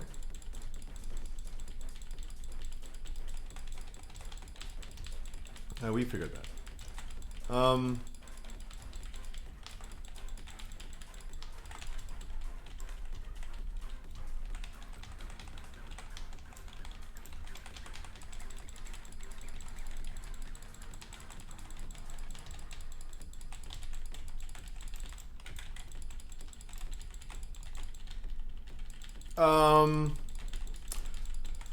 Sadly, tomorrow is the release of a new expansion of Pokemon cards. Sadly, there is no opening tomorrow. Also, my deliveries are getting delayed. And that's kind of sad. And I have so many other deliveries that are coming. Like, as soon as I get deliveries, I get a shit ton because everything got delayed. There are things from April that I pre-ordered in January that are only coming now. They're only coming now. That's kind of sus.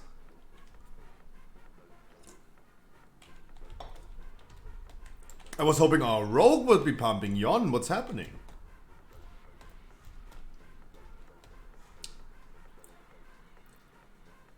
What's happening there? Is this a slice and dice police alert?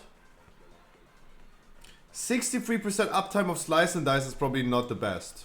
Shouldn't it be up to 100? He's not auto, that's why he's not pumping. No, like every time we have rogues underperforming in damage, like Mad Max for example. I figured this out when I was dealing with Mad Max and trying to figure out like what he's doing, why he's doing lower damage. It is always a coincidence, maybe, that they have a really low uptime of slice and dice. 63% is not 97.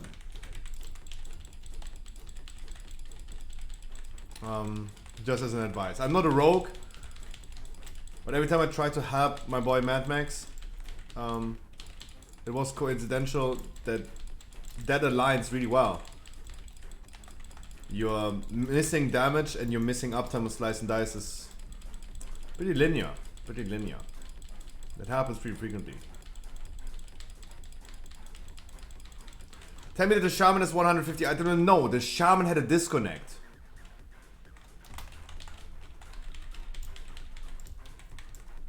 On the first boss. I don't know what happened on this fight right here. I don't know what happened right here, but yeah, like he will start pumping, no worries. Wait, no worries. Our shaman starts pumping, no worries.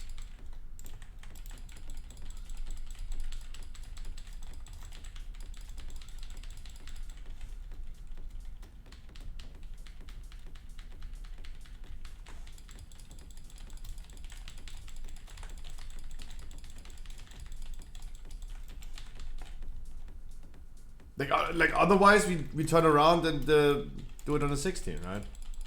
As always. Scruffy's now watching the Shaman. Sure. Guys, 8k DPS is minimum. He had a DC on the first boss, so cut him some slack. Right now he's sitting at 4.7k DPS. If needed, because we're not carrying, we're not boosting, we just turn around and go outside and do it again.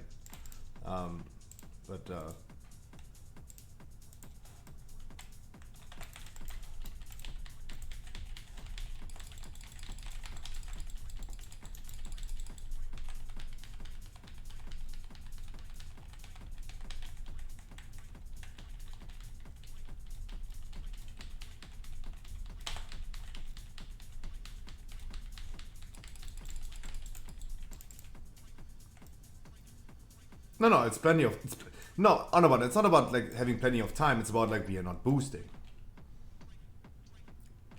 Two different things. Two different things.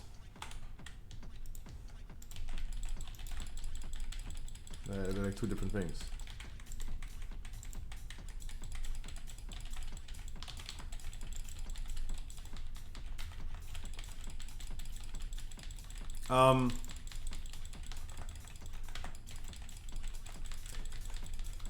So business news, guys, a lot of things gonna be delayed. It seems like next week I'm gonna get a shit ton of products. That leads up, but all of the things lead up to a fucked up schedule. A fucked up schedule. Because last Sunday, because of delivery issues, I didn't do a Pokemon opening on YouTube. The video came yesterday. You could also please go ahead and check this out. If you guys haven't already clicked this link, please click it again. It would be really nice, really helpful. But all of those things lead up to an issue of delays of even my YouTube upload schedule. And that's not cool. That's a little bit annoying.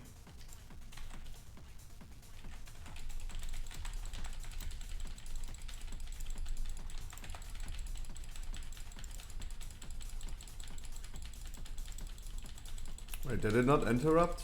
Holy shit. Yeah, that will lead a little bit to like an issue with my YouTube upload schedule. So all the issues that I have business-wise will also lead up to issues with streaming, issues with YouTube. Because yeah, what can I say? There's no Pokemon opening tomorrow. I wanted to start with the Pokemon openings tomorrow. I was already preparing some thumbnails and all this stuff. But no, there's no opening tomorrow.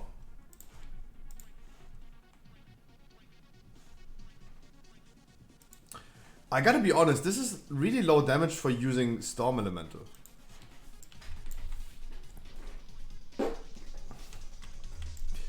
Yo, no, the beginner's guide, the second episode of the beginner's guide should come next Wednesday. That's the regular plan at this point. But I'm just a little bit worried that everything is a little bit chaotic just for the sake of... Yeah, I'm getting cockblocked a little bit.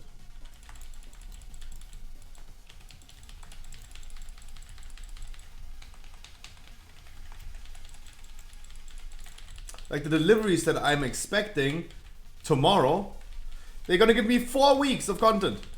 Advanced guide when? Advanced is coming on Wednesday. Pro is coming in 3 weeks. It should be every 2 weeks on a Wednesday. Every Tuesday upload is the podcast. Every Sunday upload should be the Pokemon opening.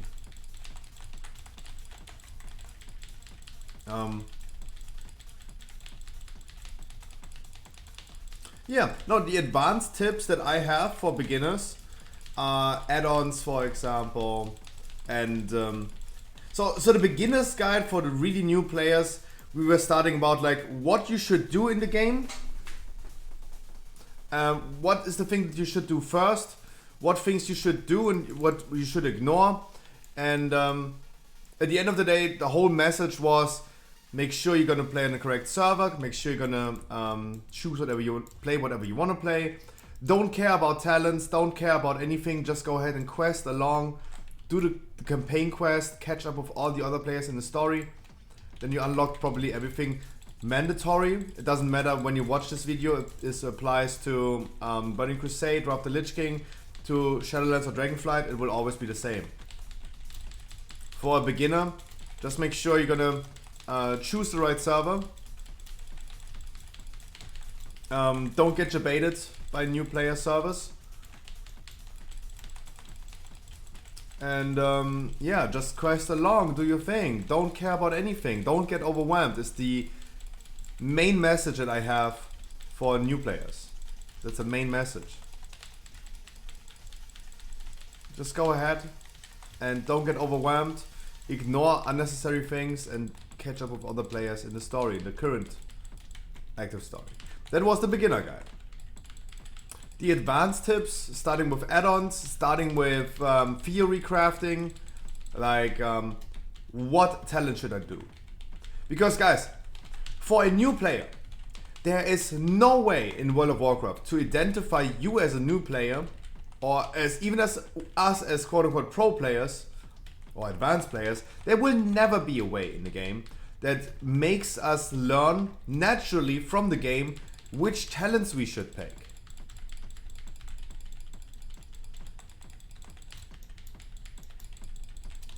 Like, all of those talents, Jesus, ow, that was loud.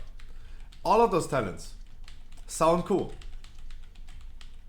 How do I know which is the best one? These sound cool. How do I know which one is the best? These one are cool. How do I know? You don't. You can't. Because that is theory crafting. Simulations that will tell you. As a DPS, as a warrior.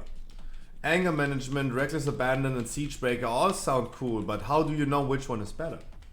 You can't. You can't. Before someone is saying you can just test the talents one after each other, go to a training dummy and fight a training dummy. Guys, you also have to remember that they introduced with Shadowlands this 5% range of your abilities doing damage. Your damage, whatever you do, will always alternate in like a 5% range. Keep that in mind. It was still a thing that they introduced. So just because you do in one fight 5% more damage doesn't mean that the thing is better. It's just like you procced a little bit harder. And of course, it always comes down to, yeah, exactly, Unbound. 100%. But how does a new player know this? My beginner's guide was saying, hey, definitely get involved. Get involved into your talents and learn what they can do. Please read for yourself the talents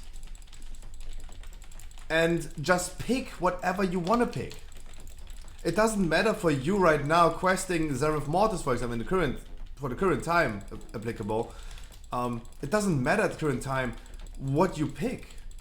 It really doesn't matter. You're gonna get along. Don't worry. It would be way more important for you as a new player to get involved into your talents, read what they can do, and feel strong. Feel powerful with whatever you're clicking. Whatever you choose as a talent. Feel powerful. You should have a good feeling, especially as a new player. And don't worry about the whole theory crap. You're gonna get this later on, the advanced guide. And at least this is my take. In the beginning, it doesn't matter. Like, if I was a warrior and I was questing along Zereth Mortis, and my goal right now is only to get the story done. Does it matter if I have Siegebreaker, Reckless Abandon, or Anger Management? No, it doesn't. It really doesn't. And I'm a lot into cooking. I love cooking. And I hate the imperial metrics that the USA is using, right? Pounds instead of kilos, inches instead of like centimeters, and so on. It's annoying. The rest of the world is using one thing and USA is using another thing. There's one cool thing about cooking and cooking recipes from the USA. We can shroud this, by the way. Just feel free to shroud. People are using invis potions, but Yon, you can just use...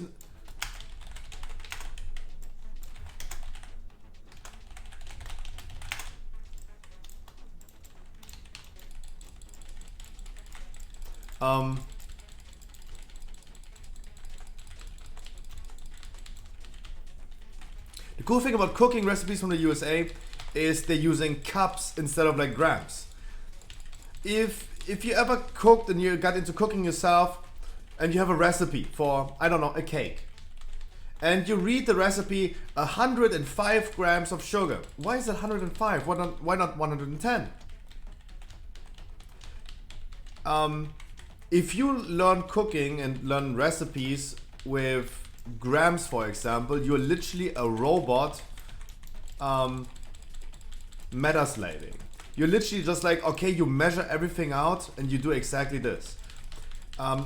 Using cups as a measurement is way too unspecific to be specific, and it leads to more creativity.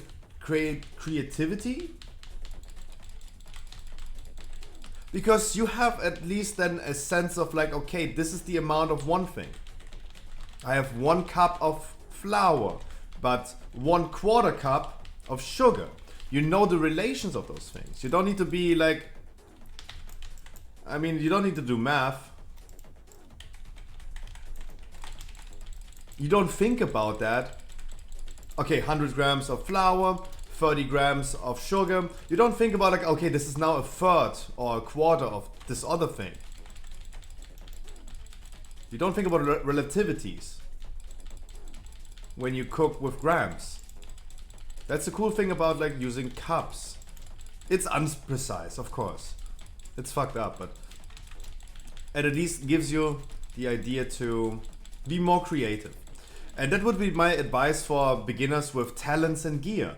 Guys, many people that start playing World of Warcraft, they're getting told by their friends, for example, oh, okay, you're a druid, you're a boomy, you want to play boomy, haste mastery. And then the people are like, okay, I'm gonna pick gear with haste mastery, but why do I do this? Don't worry about this, just pick that. Do you think anyone is really helped with that answer? Don't learn anything, just do what we told you. Give the people the rods so they can fish themselves. Have them finding the answer, of course, but definitely make sure that you lead the path, like lead the people to self-consciousness and make them aware how they can teach this themselves. It's better than just giving them the raw answer. Instead of like going into my advanced guide and say like, hey, boomy, haste mastery. How does this apply even to like next expansion or next patch even? We don't know. So it's really important to tell people how they can figure this out. And as a beginner, do not get overwhelmed with the shit. Just do whatever you want to do.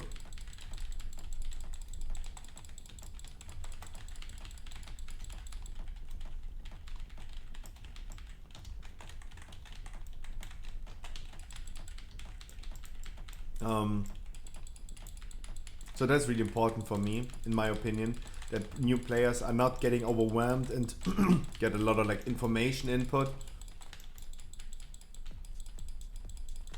They should just do their thing, do whatever they want to do. And the best thing is read talents. Don't care which one you should pick, what other people tell you should pick, but go ahead and just read them, get involved and learn what all of your talents can do. Instead of like, if you tell someone, pick talent number 3 in the last row, or number 1 in the last row, they pick it, they don't even know what it's doing. And they don't even learn what the other two dudes are doing, the other two talents are doing. They will never learn that. It's impossible. Lonely Wolf, I wish you a wonderful good evening.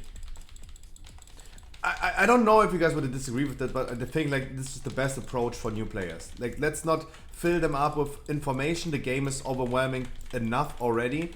Like, we have 18 years of content. If you use a quest add-on that shows you available quests, you have like a full map of older content, Wrath, the Lich King, everything. If you, it's wired. Don't get overwhelmed with the possibilities in the game. And then you put them information and feed them informations that they can't do anything with that. It's too much. Let them do whatever they want to do. Let them feel strong, read what they can do.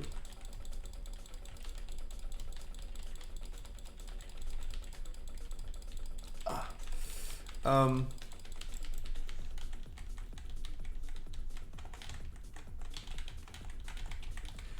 the other hand, my approach, for example, is also like, hey, dear players, hey new players, please do me a favor.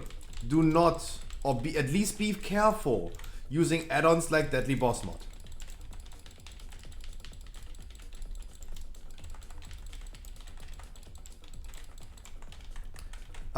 It can be really helpful using boss mods. It can also be really harmful for people learning something new. I am not using any boss mods anymore. If I need any announcements or something in a raid, for example, I use weak auras. And do I need any timers for a boss that I did 500 times already to know when he is doing a certain ability? I'm completely honest. If I wouldn't know after like 500 times the rotation of the boss. Yesterday, by the way, we had raid. Raid was cancelled because our raid lead probably played too much Path of Exile and then passed out on a couch sleeping. And he's our main tank. And that's why the raid was cancelled yesterday, because he was online in Path of Exile probably the whole night and the whole day, and then he passed out before the raid on the couch. Yeah, people call this Path of Evil because I also slack hard when I play Path of Exile, and you see, even our raid leads. Completely losing track on like timing, the sense of time. Deadly Boss Mod, and yesterday I had to tank Jailer. We had a replacement tank and alt from someone, but he never tanked Jailer. I got asked, did you tank Jailer already? And I did it with my raid already, because this is as a replacement, as a backup. And of course I tanked Jailer. The thing about Jailer, it would be nice if you had like a bar that shows you, okay, in 10 seconds this ability is coming, and then afterwards that ability is coming. But I've been doing this boss so many times already, I just know. I just know. I don't use boss mods. I just know those things. We're currently progressing Underwind Mythic. Do I use boss mods? Hell no. Because it's really important in my opinion to, if you use Deadly Boss mods, always make sure, put it on silent. Let it not scream at you. I remember Khazragor, for example. I was watching him doing Mage Tower on his druid. He had Deadly Boss mod and 5 different weak auras for the same ability, and all of them were making sounds. That was loud as fuck. And he got screamed at by his add-ons the whole time for things that did not matter at all. And that's the issue with like Deadly Boss mod. It can be helpful, but on the other hand, it just screams at you the whole time for abilities that don't even have any impact on you. Imagine getting alert for a tank ability. That's super annoying.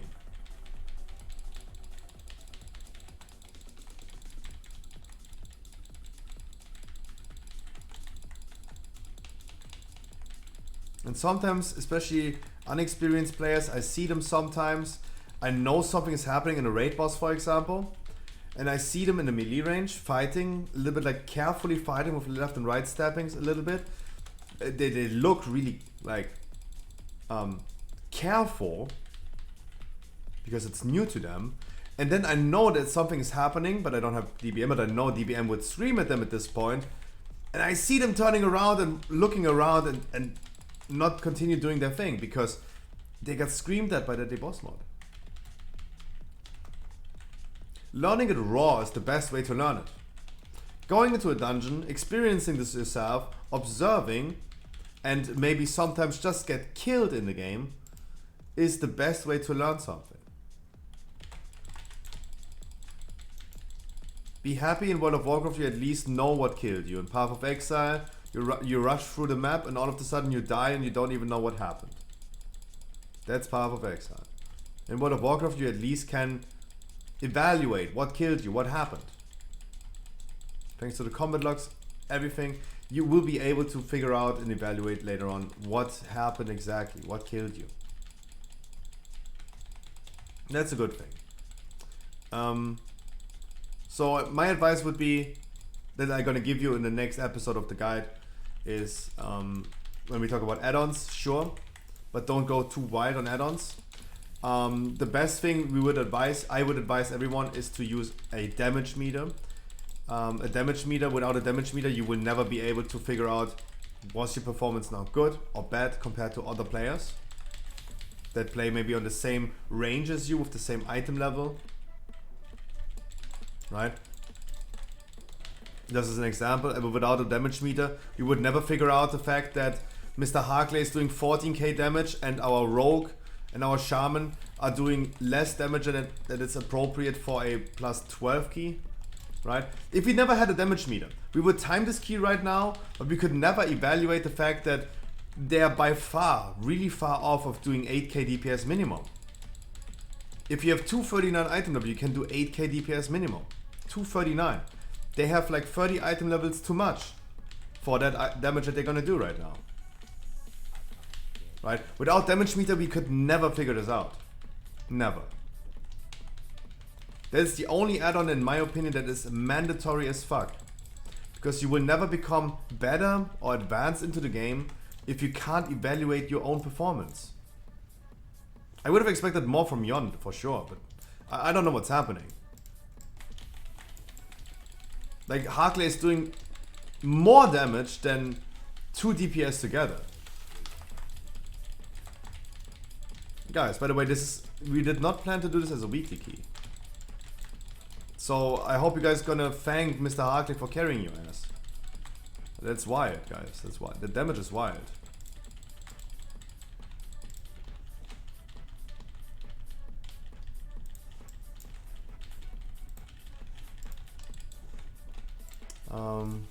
Banner damage. Yon is not even doing banner damage. Our rogue did not even try to do a single hit, not even an auto hit on the banner. What the fuck? Jesus. Oh wow. We went from good keys to, wow, a weekly key, guys. Please don't sneak your way into weekly keys, guys. We want to do weekly keys on Monday. Because if you need a weekly key on Monday, what the fuck?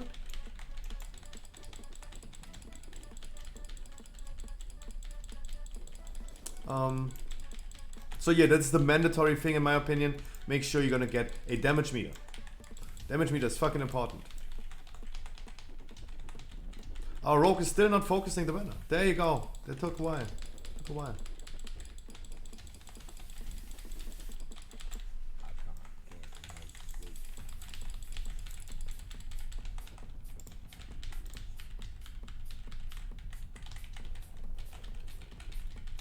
Alstadi is pumping on the banner. He pumping.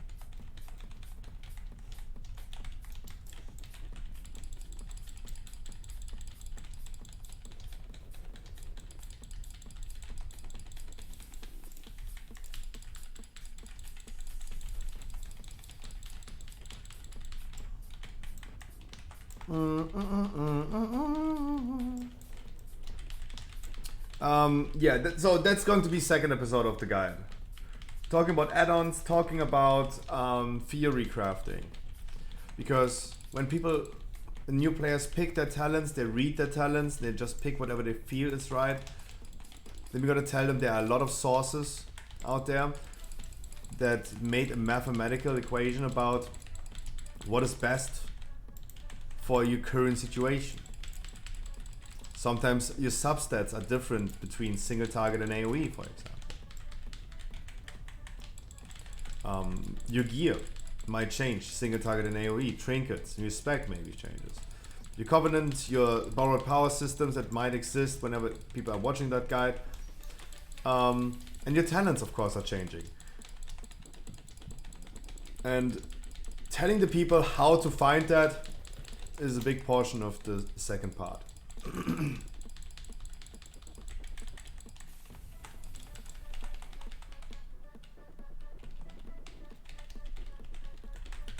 But yeah. I mean, maybe it's helpful for people in here right now. But there you go.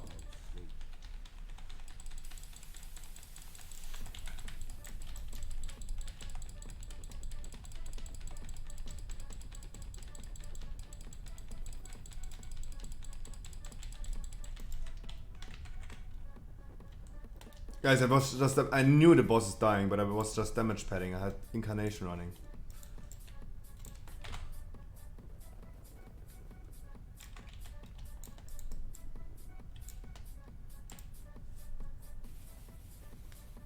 Oh. After this run, I really can't tell people anymore that we are not boosting or carrying. That is literally a boost run.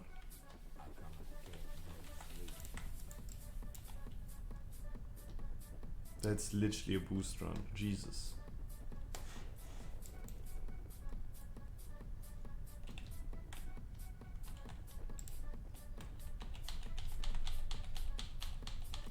The first elemental keep.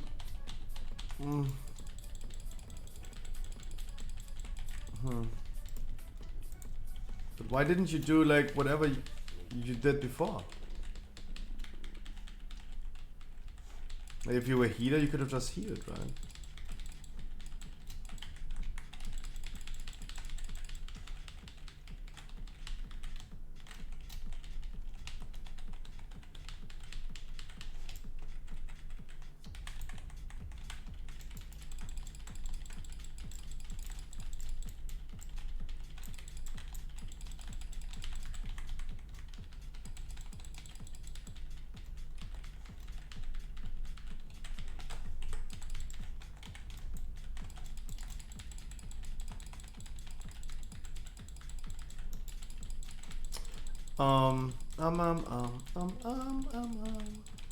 But yeah, I derailed this conversation a lot the last 20 minutes. There you go. Everything is getting delayed. Shipping getting delayed. Pokemon openings not happening tomorrow. But it leads me to talk about the streaming news. Guys, today is a shorty but goldie stream because I have main raid again. Yesterday, as I said, raid was cancelled, but I couldn't notice in advance. It is what it is. It got cancelled. Gonna be doing some keys today, and then we're gonna continue progressing onward. Because the raid was cancelled yesterday, we have a replacement date for Monday raid. I will not be able to attend the Monday raid because of the podcast. So for me in the future, guys, I will not be able to raid on a Monday anymore. Our guild has a replacement date, an optional raid day for on Mondays if something happens, like yesterday that we had to cancel the raid. I will probably in the future not be able to attend that. How far are you guys? We're on our way to second intermission. On the way to second intermission.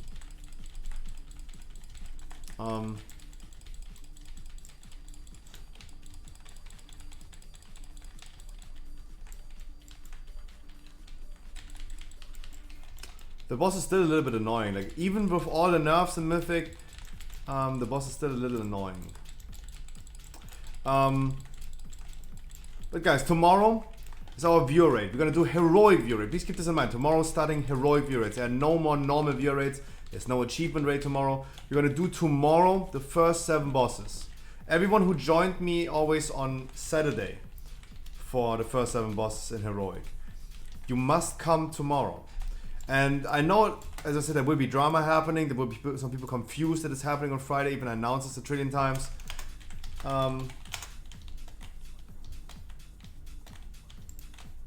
Even though I announced this a trillion times. But yeah. There will be some people confused. They're like, oh yeah, what's happening on Saturday? So tomorrow is a like the first 7 bosses in heroic. On Saturday, we're gonna do the last bosses in heroic. The requirements on the Saturday are going to change. They're no longer the, like 252, 2 legendaries and no XP required. People will require some pre-existing experience, and people will be also replaced way more frequently than in our usual raids. And usually, yeah, you can have the ring, of course. That DPS carry? No, Quato, you're absolutely correct. This was a boost run. This was a boost. It's just that, I mean...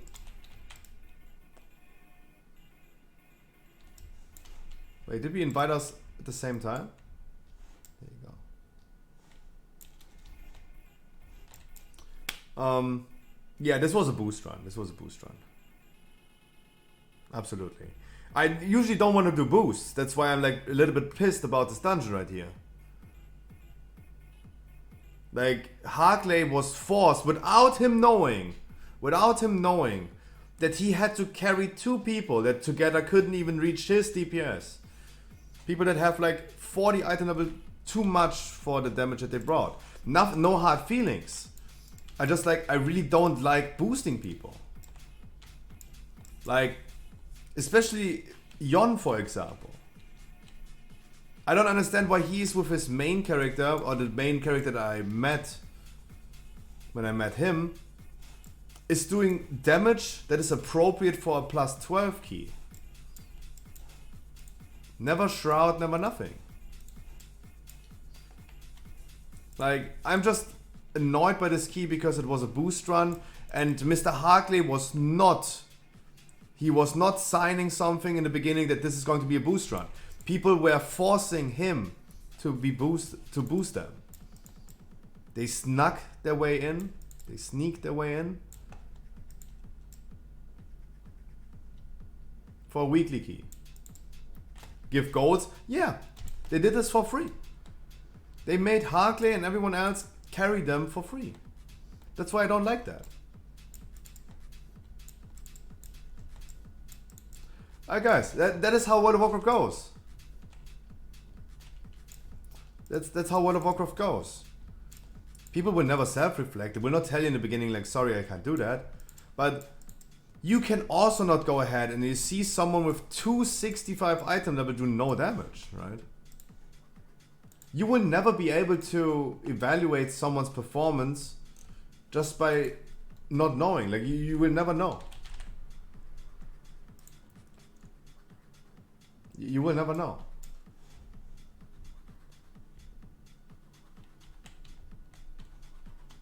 And before someone is saying like, oh, I don't have Forset, guys, we're living in a time where not having Forset is a personal choice. If someone wants to have Forset, please just get it. There are ways that have no RNG involved that you can forcefully farm outside of dungeons, outside of raids, for example, that give you a Forset. If you don't have Forset yet, this is your personal choice. You choose to do less damage than you could. That's the reality.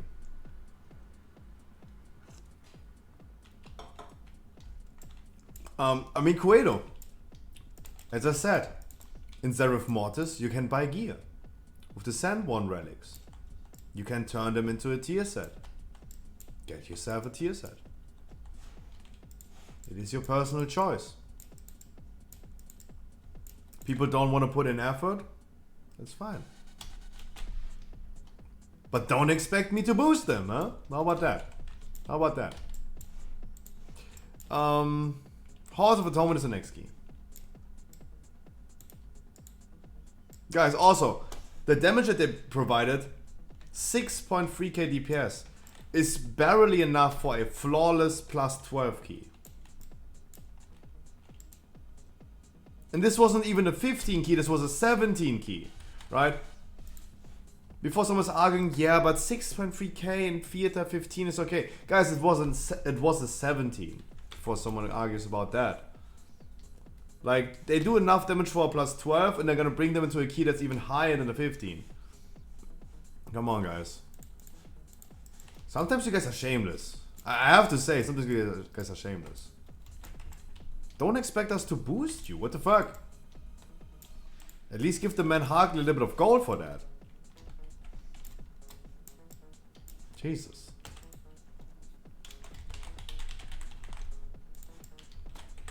Next key is a Halls key, guys. No boosts in here. No boosts. Please be aware, guys, that you should deliver 8k DPS. You can do this with 239 item level. You can do this with 239 item level. 8k, easy. You have 2 legendaries, of course. The second legendary is more powerful and giving you a better benefit than the domination shards were in Season 2. And people with 250 item level in Season 2 were pumping like 12, 14k DPS in a dungeon. If they can do 12k with a little bit less gear, you could do more than half of that. I don't think in Season 2 5, 6, 7 item level justify 100% damage increase. That is a little bit too much.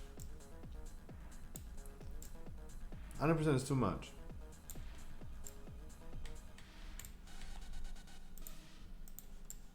So for example, like rogues were pumping like also like 10k, 12k DPS in Season 2. Now with second legendary and tier sets even. With also like he had like 250 free item level. So it's the same as in Season 2. He's doing like half of the damage that he could do. Half of it.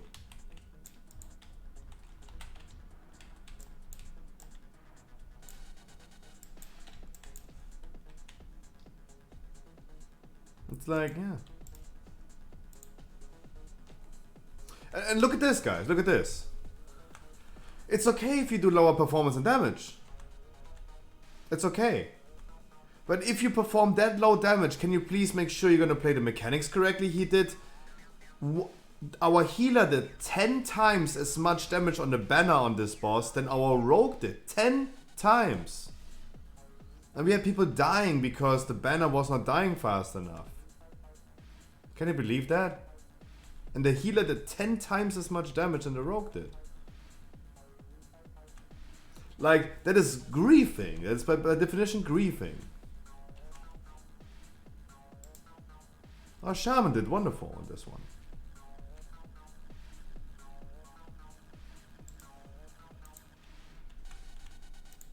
Guys.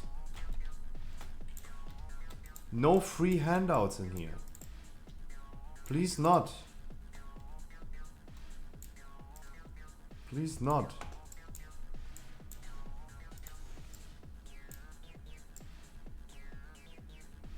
That's wild.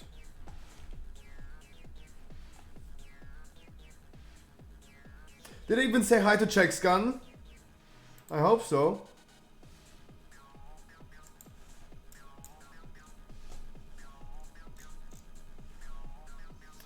Spire's theater are so bad for overall DPS. That's correct. That's correct. But I mean, if I look at the raw damage output, not DPS, but raw damage output on the oppressive banner, and our healer did 370,000 and our rogue did 34,000. That has nothing to do with DPS. That just has something to do with like, you don't give a fuck. Scruffy, be my slave and do some dungeons with me. Bring me into weekly. That's what it is. That's literally what it is.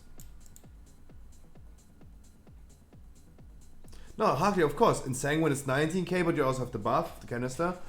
And here it's like 13k. Absolutely, of course the damage is lower. But doing 40,000 damage overall, not DPS, damage overall, compared to 400,000 overall, there's a difference. If your healer is doing 10 times as much damage as you do, yeah, you should be questioning yourself.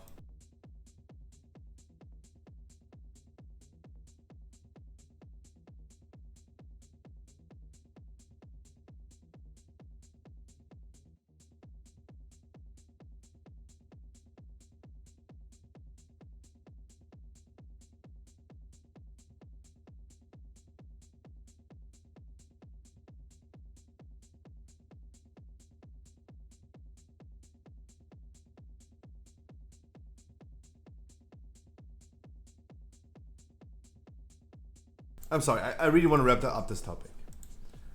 Let me explain one more time why this pisses me off, and then move on. Because I really want to clarify that people are not thinking, oh my god, you're so toxic.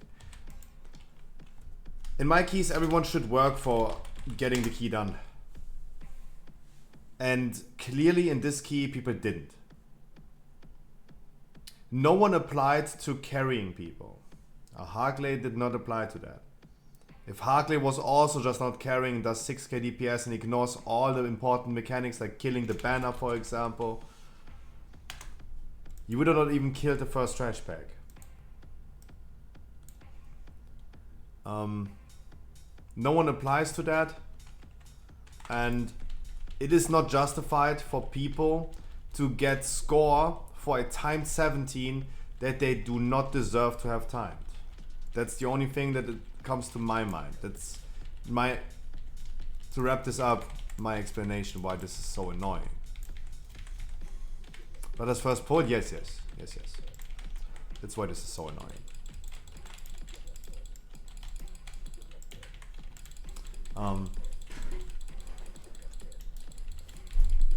Because let's be honest, some people are saying, oh my god, how can you have so much score and perform so bad? Yeah, because you have like streamers that help them into a dungeon, carry them, or people get boosted, and boom, they have high score. You would not expect from a rogue that has 2k score already for this season to do damage 4 plus 12. Dodo said the same thing today, right? Dodo did a weekly key and he was pissed off by that. He invited 2k people. No, I wanted to pull this anyway, Harkley, it's all good. He invited 2k score people and they were performing pretty poorly. And it pissed them off. Just as an example, it pisses people off, of course. They're getting debated. That's enough about this topic. I really don't want to come off toxic, just like trying to justify why I just really didn't like that dungeon. It's not fair. Okay, more happy topics. How about that? More happy topics.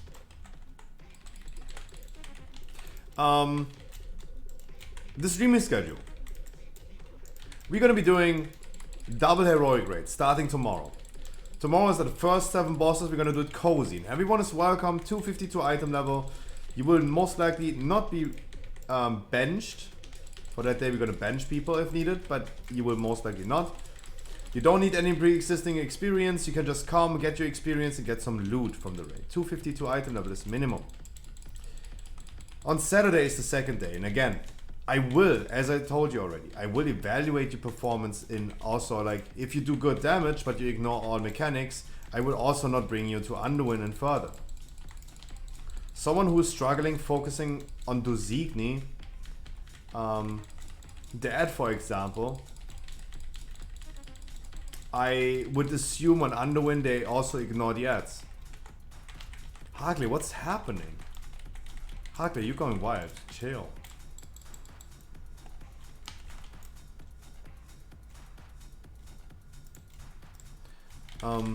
That would be my assumption at this point. If they struggle on Dosigny playing the mechanics right, they're gonna struggle on Underwin, on Lords of Dread, and so on. Saturday will be therefore a little bit more serious. First of all, I expect people to not be aware that we did change the schedule. That will happen for sure. And then I do have the need of evaluating it. Usually I give people the benefit of the doubt. And I tell people, hey, everyone deserves a chance. Everyone should get a chance to prove that they're doing good. After doing this so much at this point, I learned that I must do it for them.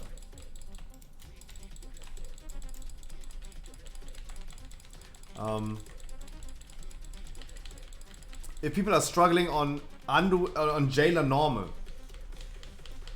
classes like Hunters and Warriors that get knocked into the air and can just charge or disengage to not fall off, them falling off 5 tries in a row consistently is proving to me that, yeah, I gave them a chance already on normal, there's no need for me to give them a chance on heroic. If they fail this on normal, where we can compensate that mistake, we gotta make sure that, yeah, it will definitely not work on heroic then. For sure not.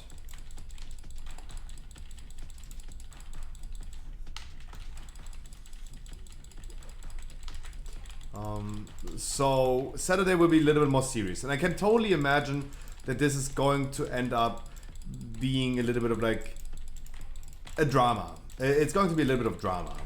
People are like, oh my god, but I did this and that right.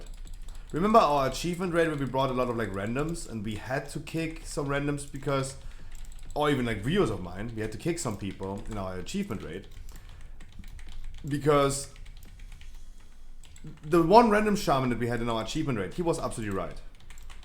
He was absolutely right. Even though it was a minimum requirement to have clear experience in normal rate for the achievement rate and join with their mains, there were definitely people that had no experience.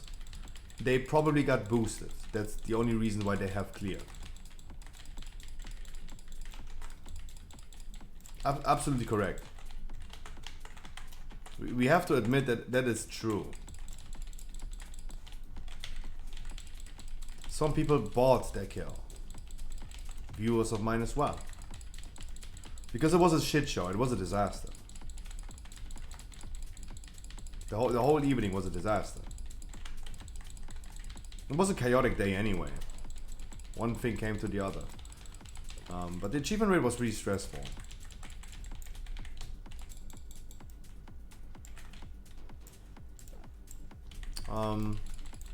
And I want to do the achievement rate again in the future for the people that didn't join last time, for sure. But I'm learning and learning more and more, right? The more people are using my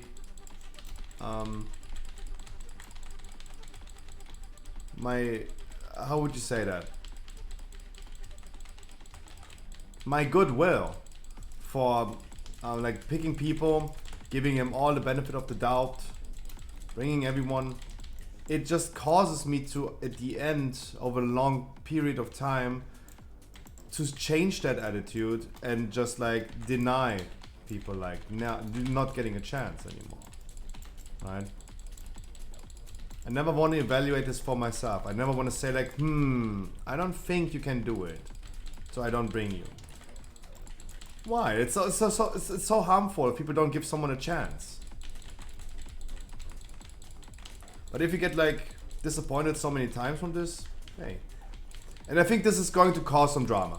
And when we kicked out some people during the achievement raid, we had people, of course, like the random people as well. They were arguing in whispers, for example. Oh my god, why did you kick me? I did not do nothing wrong. And like, dude, like we announced this one thing for like 16 wipes of Jailer right now. We wiped a shit ton on Jailer. And you still are not capable of following the instructions, doing it correctly. There you go. I had to kick you. And people, of course, were complaining, no, I did not do that. I'm like, mate. Like, I'm streaming this. You know that I'm streaming this. I know you're new here, but I know you know that I'm streaming this, right?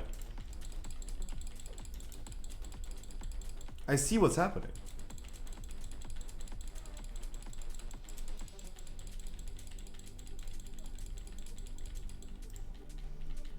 That's the lovely thing about raiding anyway.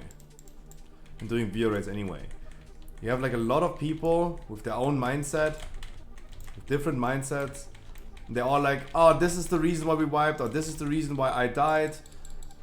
And it's so hard to go to every single person and tell them to be quiet. Because they're like all making the wrong assumptions.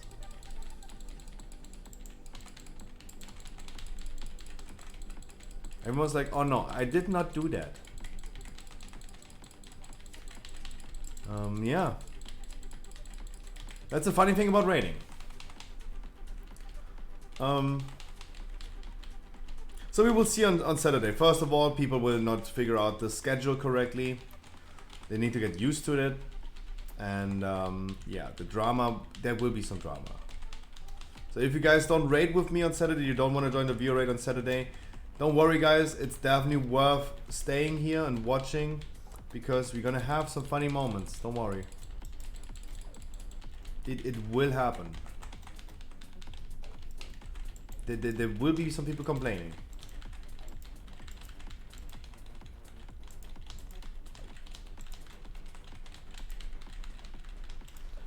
Because then I have to. If our goal is really doing Underwin and Jailer Heroic, we will be in a need to replace some people at some point.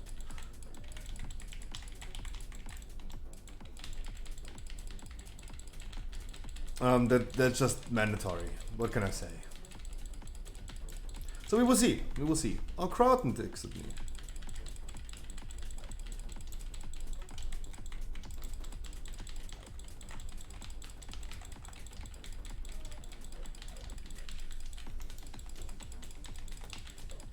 Really wondering if Crowton is going to join next week again.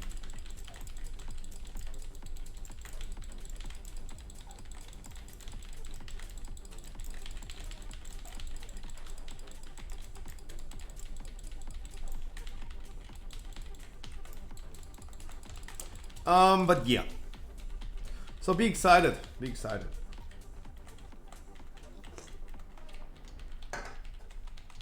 The raid days are coming. And on Sunday is going to be another short stream. Monday is the podcast plus weekly keys. On Tuesday is weekly no-leaver day. Yeah, I know we did some weekly no-leavers today already. And that will be always happening, but hey. But hey. Yeah.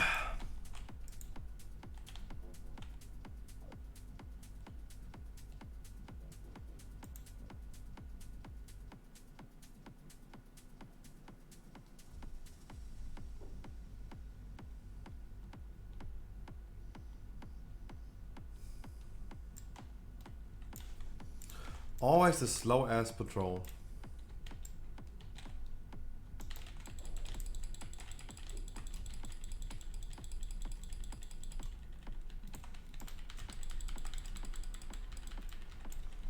Meow, meow, meow, meow, meow, meow, meow, meow. That's all I have to say about streaming schedule. Business news are all interfering with that. There you go. That's everything. I mean, it's 3 hours into the stream right now, and I'm finally finished talking about the intro stuff. What is happening to music? Jesus.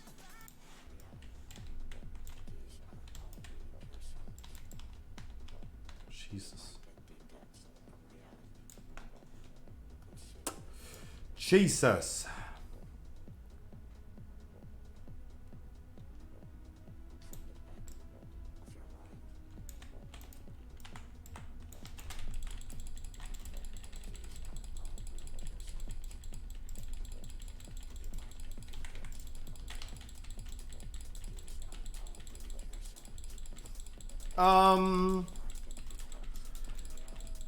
We talked about WoW news before we talked about any other news today, so there's nothing I have to say about that.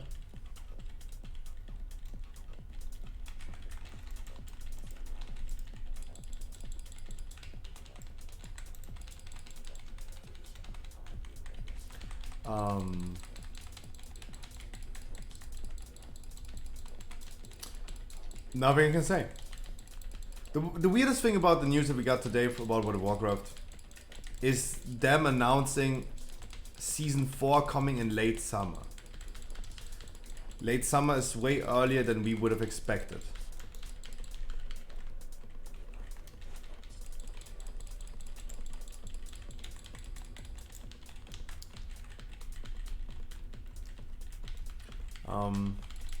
Kinda sus. Still kinda sus. So I would just say, like, be excited, see what's happening. It might be the case that everything that we expect comes earlier than expected. Even Dragonflight potentially coming sooner than expected.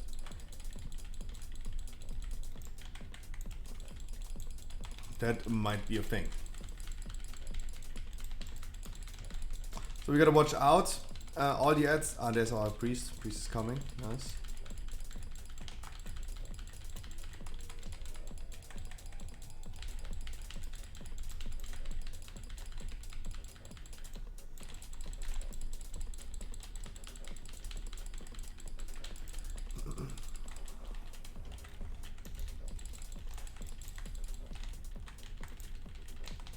I love this legendary. I realized this yesterday, that I can literally just avoid getting stunned, don't even need to decurse myself with the legendary. Jesus. Hey, you never stop learning.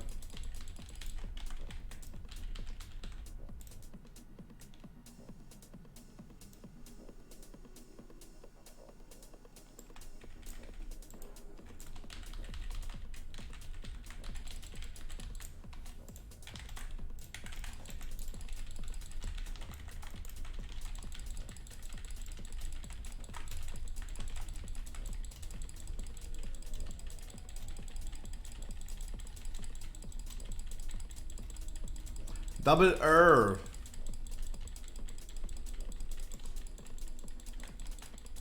I could even stand the R smash without getting stunned. Look. Doesn't even hurt.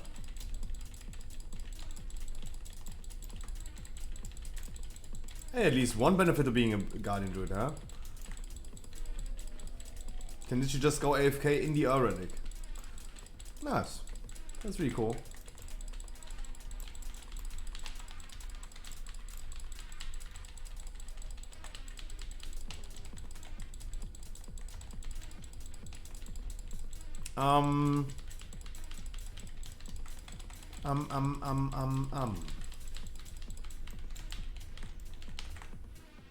Let's go. Oh, a lot of people like, oh, wow, a lot of people start talking to me in Discord right now. I always expect them to answer while I'm sleeping, but hey.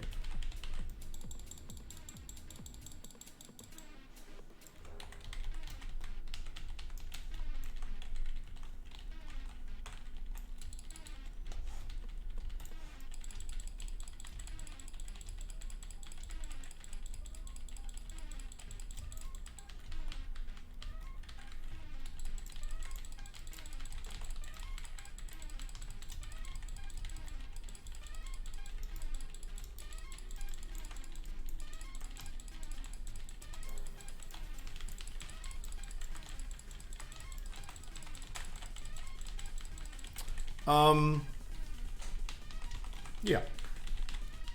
So the podcast is on Monday, and I'm currently trying to figure out who's joining, who's not joining. It's not easy to get to talk to people, as always, and that's also gonna be a thing that I'm gonna do today during my raid, figuring out some new people that I could hit up for the podcast, because yeah, my Discord DMs are endless. And the responses are pretty, yeah, not existing.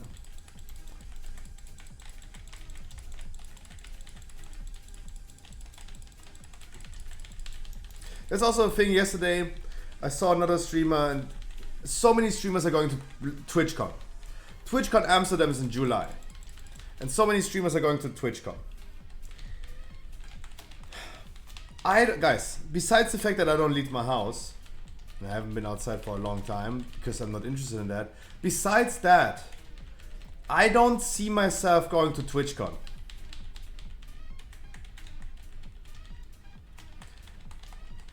Because I think nowadays, in 2022, if you, for example, have a Twitter account with like 100 followers, you already like become narcissistic, and you already become like an elevated ego.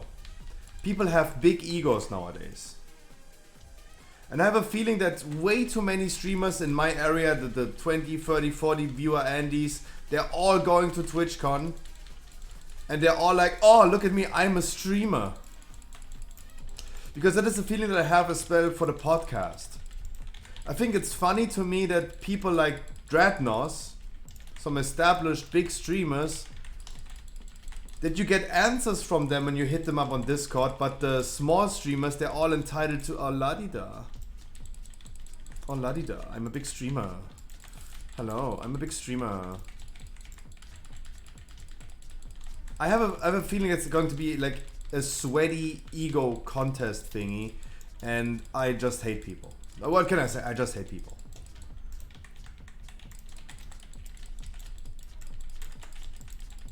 I heard other streamers like, Miskiv talking about this. He encountered a lot of like small streamers with like 20 viewers, for example. As soon as they reach like 10, 20 viewers on Twitch, they become immediately entitled as fuck. They're like, oh my god, I'm a big streamer. No, but the big streamers that I hit up, they at least give me an answer, right? At least they talk to me. They see it, they give me an answer. The small streamers, guys, not even Seal Dancer. Not even Seal Dancer. The dude that has been joining the podcast twice now. Not even him is capable of giving me an answer on Discord.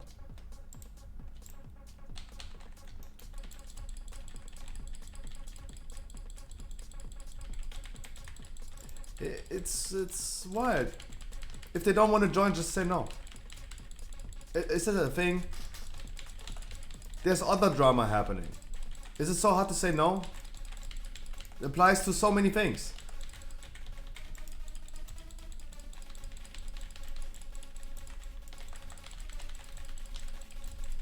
Just say no if they don't want to join.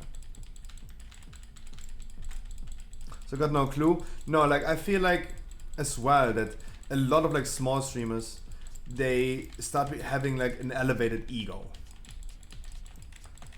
That's kind of worrying to me that everyone is having like a big ego nowadays, even if you have just a small followage. Yeah, of course they have a higher follower count than any other construction worker in this world, probably. Sure.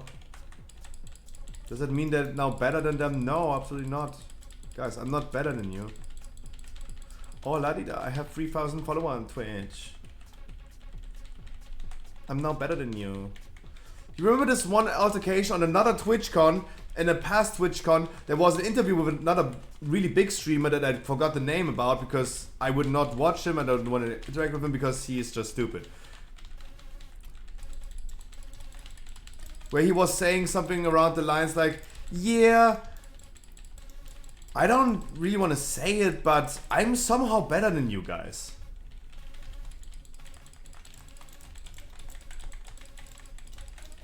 Right? There was this one dude that said that. He is probably a big streamer. I don't know who he is. But he was like, in an interview on the stage on BlizzCon, he was like, yeah, I actually don't want to say it, but guys, I think like I'm way better than you. That's what I mean with TwitchCon and with like an ego contest. No, he's not better than you. His opinion does not matter more than you. Guys, you in chat, your opinion matters the same as mine or Asmongold's opinion. Yes, your opinion will not be stated in Wowhead, for example, front page, right? No news outlet will report about your opinion, but it still matters the same. Yeah, Dodo, this is what I also mean with an ego contest. I said it a trillion times. If I had 1,000 viewers on average, and I would hit them up for a podcast, they would either say yes or no. Oh, I have 5 viewers more than you. Sorry, I don't know. Right? That's the feeling that I have. Asmongold's opinion about WoW is more important than our opinion. Absolutely wrong. I have to go quickly AFK. Gonna be right back.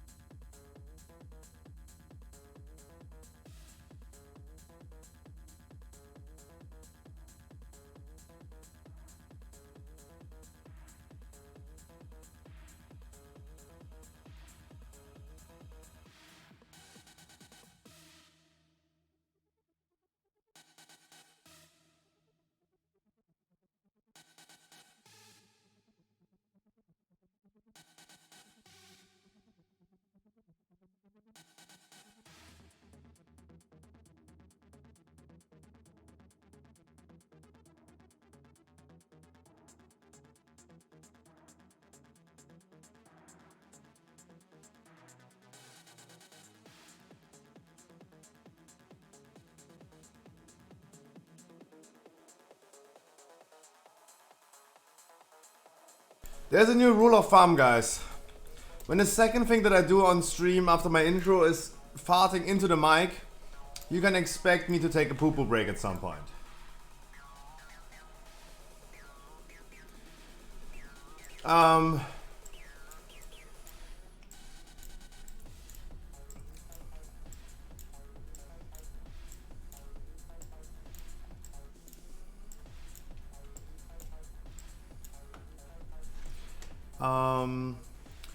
Next key is not a Plague Fall. Does any one of you guys have a key for me to good run? That would be lovely, because I don't want to run Plague Fall.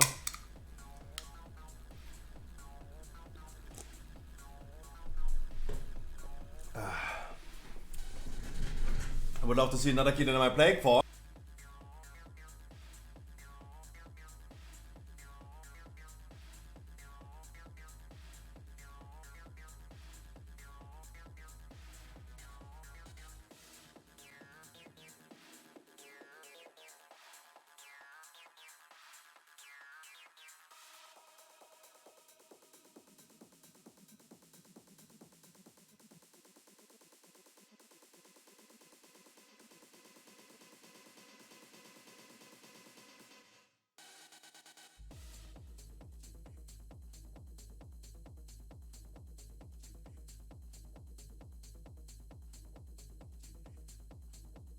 I'd rather take the streets than I would take a mist key in a tyrannical week. EVG, can we do streets? So, while I was taking a shit right now, I was thinking about what we said before I went AFK. Asmon's opinion about things. Dodo is correct in my opinion by saying Asmon's opinion about WoW matters more than our opinion. He is correct to a certain degree. On a corporate level, it is correct. On a corporate level, it is correct. Let me deplete my key really quick. Because we have to acknowledge there are a lot of people in this world that don't have self-critical thinking. That means that people hear something from their idol, for example, from their favorite person, and they're gonna adapt to this.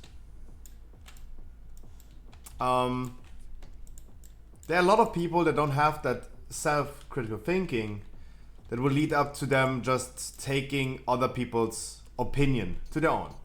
And that is the job of an influencer at the point. You influence those people in that regard. That's why Asmon's opinion matters more about World of Warcraft than our opinion, because he influences way more people. People do sometimes align with his opinions just because it's Asmon, and then they want exactly what Asmon wants for the game. That's why his opinion matters. But his opinion about things like, hey, I like this and that thing in the game, is just his take. And it does not necessarily have to align with your things.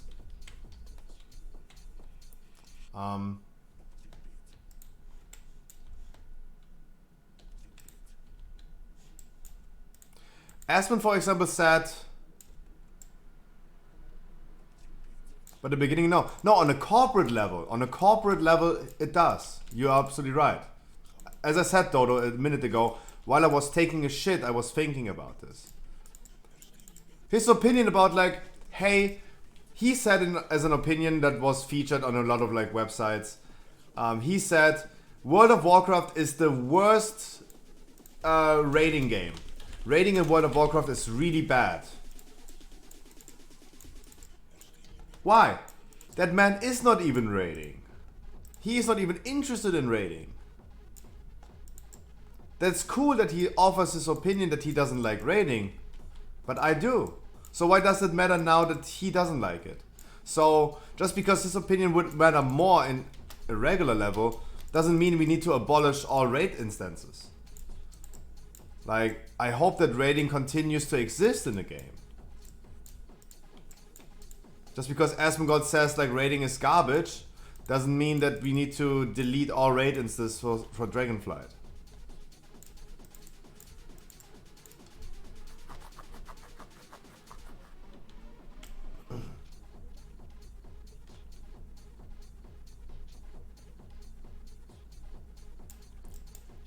A Sue?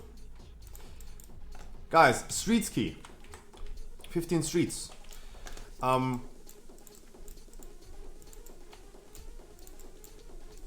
It only matters.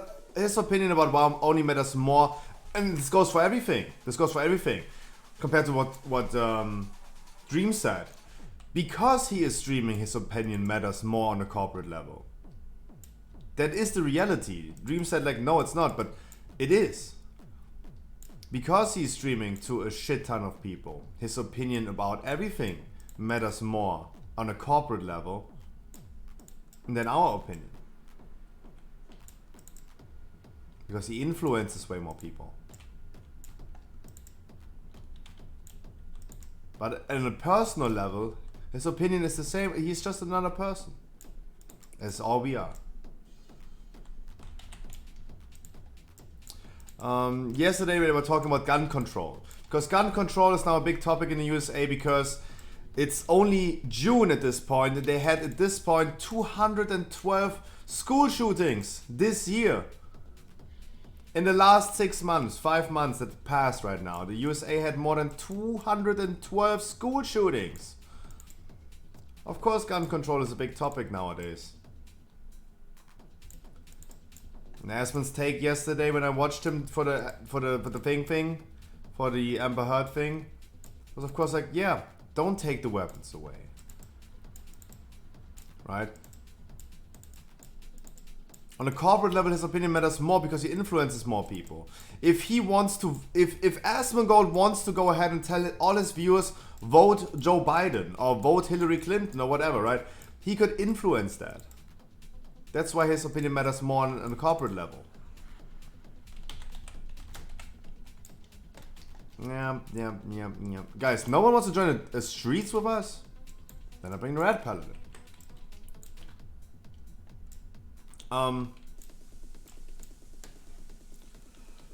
Let's see if our healer's coming back.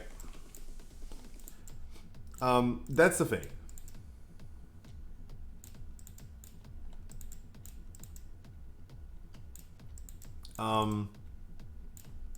But his take about weapons on a personal level is the same value as anyone else.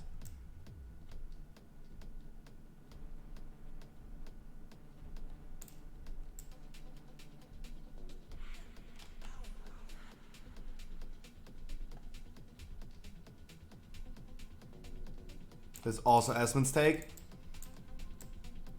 Yeah, dreams. We don't need to refer and list every single take that Asmon has right now. Because that's not the picture that we're trying to paint. People do sometimes align with his opinions and sometimes they don't. But does it matter? No. Does it matter more to you as a person? No, it does. It should not. If you have self-critical thinking, it should not matter more. You have your opinion about politics, that's fine. Don't let anyone like me or any other streamer like change your mind. Be open-minded, and if you get new information that can lead to you changing your opinion, that's fine. Absolutely. But just blindly trusting what he's saying and then you vote for that, that is bad. That's why his opinion matters more on that corporate level, because he will have those people. Like it's cool if you guys align. I think I do agree with a lot of Asmon's takes as well.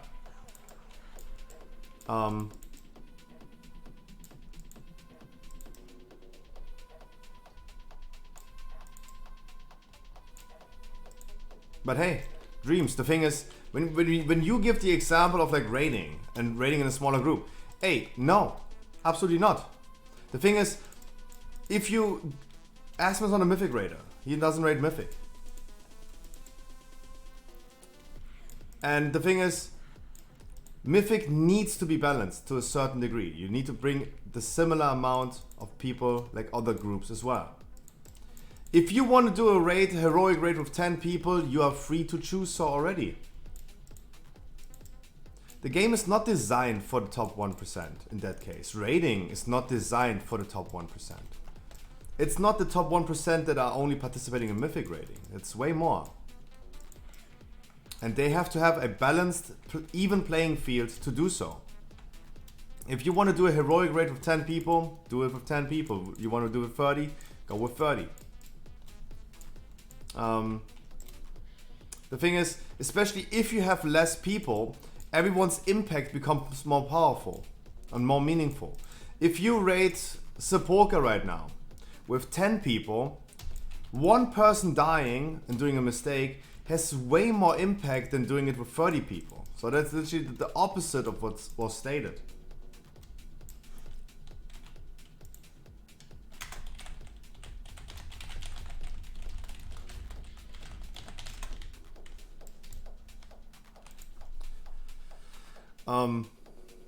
And then it becomes way more impactful.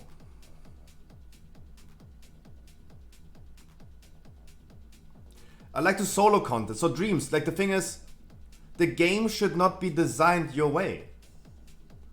Because the people that want to play an MMORPG solo is pretty small. And let's be completely honest, designing the game for the few people that want to play World of Warcraft solo would be bad, because we would turn this into an RPG like Skyrim instead of like having an online roleplay game or an MMO like World of Warcraft.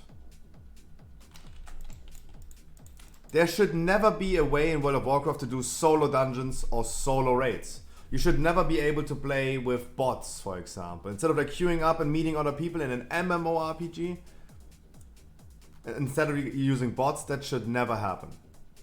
That is the downfall of the game. And we turn this into like an offline game.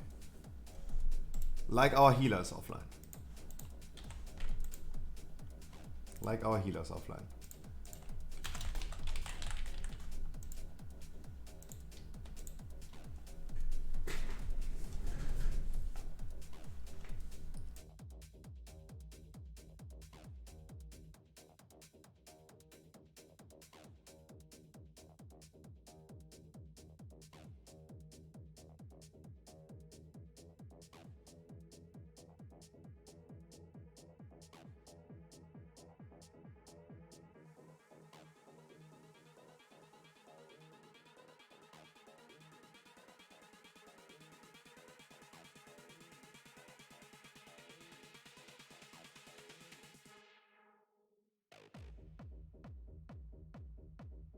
Another example of Asmon's take is what we talked about pretty recently a lot about, and I literally took Asmon's take because I heard him saying this. It was something that I have never thought about, and he was giving me an idea. I was critically thinking about it, and I agree with that. It is the "you should not be able to deplete keys" take. We talked about this pretty recently as well. You should not be able to deplete keys. It is creating a layer of frustration. And we talked about this in details, and I do agree with that, 100%. You should not be capable of depleting keys. You fail at 21 key, let them do it another 21 key. Like if you want to lower the key yourself, lower the key. But that frustration is just annoying.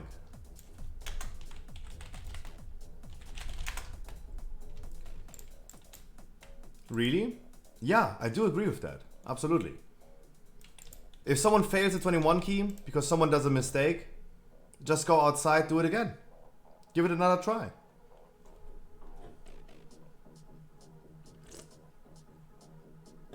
Absolutely.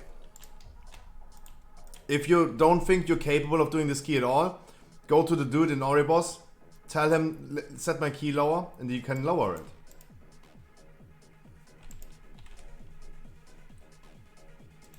Like, we talked about this in details. The thing is, we know the difference between a 15 and a 14 key. A 15 key is a weekly for a lot of people. Even high score players queue up for 15 keys, but no one wants to do a 14 key. If you have only one 15 key and it gets ruined by someone doing a mistake or someone leaving you because they got into an argument, you end up with a 14 key. That creates frustration for an innocent person. Like you as a DPS queue up your own 15. Queue up your own 15. The tank gets an argument with the healer that you invited. and all of a sudden someone leaves, you end up with a 14 key. You have a fucked up key that no one wants to run. And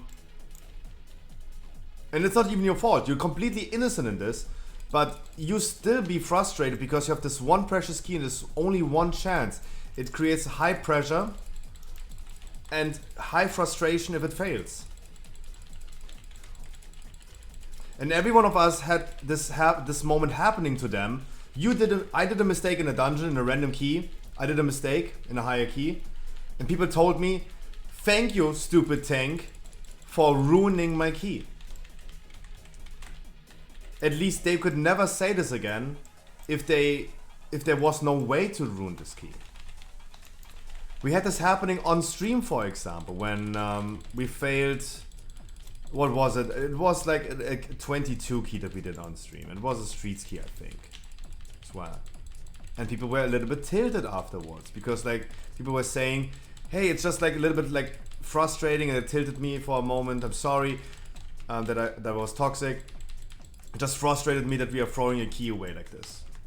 Imagine there is no throwing away. That would be nice. It's not solving all the issues in the game. It will not solve straight up pure Mythic Plus toxicity. Of course not. But it definitely removes this one layer of artificial frustration that the game is giving you. I do agree in raids that, especially in my Mythic raid, I do agree there are really frustrating moments because you have to rely on your other teammates. I understand that 100%. Dude, any heal? Yeah, I said it again. Any heal? See, like that's what I mean. Before someone's like saying we had this issue again a few days ago. I'm asking heal question mark, and that should not sound toxic. I'm wondering, was I healed? And evidently, I was not, right? Over the period of a little bit longer time. My codex procced a lot.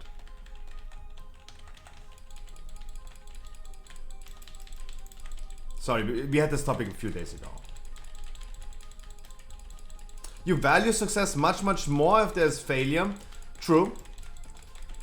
But there is failure. You can still fail a key. Like, there's still a way to fail a key. But how about you give people another chance to do the same thing again?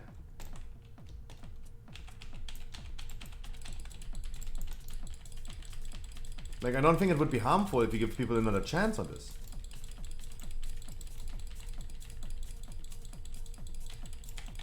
You want to do some 15 keys for Keystar Master? Yeah, you failed the 15.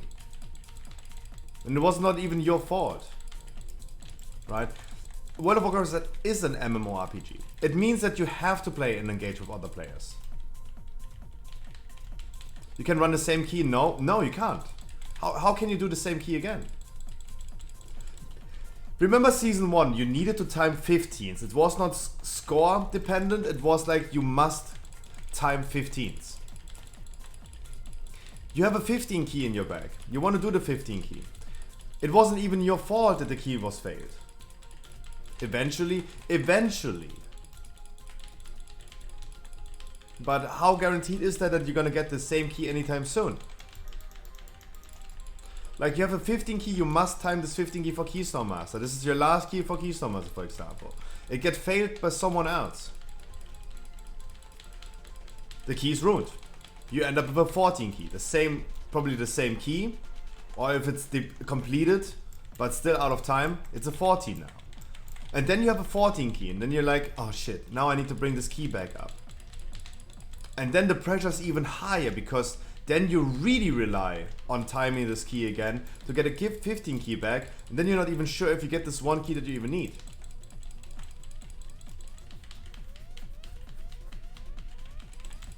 It's the same dungeon, not the same level. If you leave the key in between, if you finish the key, but you did it out of time, you just get another key on a lower level.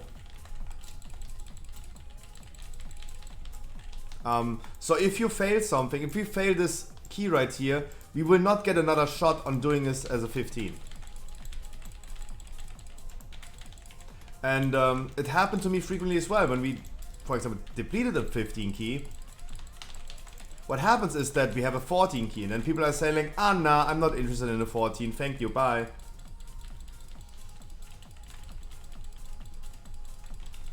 No, Unbreakable, that's correct. The community is toxic and elitist. Absolutely correct. That's absolutely correct. Unbreakable, you should not be toxic and elitist. Unbreakable, I told you this last time. Guys, first of all, self-reflect before you flame other people. Unbreakable, sorry for bringing this up again, but I just don't like toxic people. And you should also not be toxic and elitist if I need to throw you out of my viewer rates because you continuously fail. Right? I will always put, first of all, before I flame other people, I'm aware of my own mistakes. And when I do a mistake, I admit to it and I take the blame. There's no need to flame other people. I try to be honest. I mean, try to not be toxic. Like, last time we did a dungeon together, you said something passive-aggressively already. You said, I'm really trying hard right now to not start flaming and be toxic. That is already like toxic and passive-aggressive, absolutely. Don't do that, my man, don't do that. Like, I cannot go ahead and flame people if I do a shit ton of mistakes, right? I know other streamers that do exactly this. They start getting like, they start flaming other people for something that is their own fault. People in online games always flame other people. And obviously, do I like that? No. Especially as the streamer right here, me doing a mistake. And sometimes I would love to give pity excuses and say like, ah yeah, I was distracted by chat or something like that. I would love to do this consistently and put it on other people. But sometimes, and I don't like it, of course not, no one likes to be put in front of people and admit to a mistake. Of course I don't like it, but I have to do it, of course. It's really important to sometimes take the blame. And I do give people sometimes advice. And sometimes people would say like, hey, Scruffy, before you give me advice, I remember season 1. There was a monk, no, season 2. There was a monk, I did a dungeon with a monk, it was an other side key. And I was saying like to the monk, dude, please make sure you don't die to the blade storm in other side, these ads that do the whirlwind. And he continuously died to that. Continuously. And I was like, mate, please, I mean, I like, be careful when I start whirlwinding, go out of it. Especially as a melee, you gotta be careful of this. He started raging immediately. Oh my god, you're not good enough to judge me, to give me advice. I am. I am. Even if I fail a lot, I'm still able and capable of giving advice to other people. And other people that also fail are capable of giving me advice. Absolutely. Everyone in chat here is allowed to give me advice. If I do something wrong, tell me.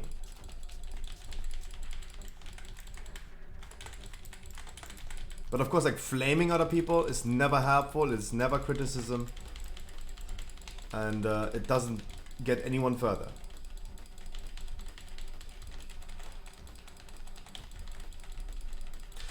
So I want to say, like, you're not losing the right. If you fail a lot, if I fail a lot, I am not losing the right to give feedback to other people and tell them if they did something wrong and advise them. But I am losing the privilege of being toxic and flaming other people for failing. Because if I fail a lot, I cannot flame other people for failing.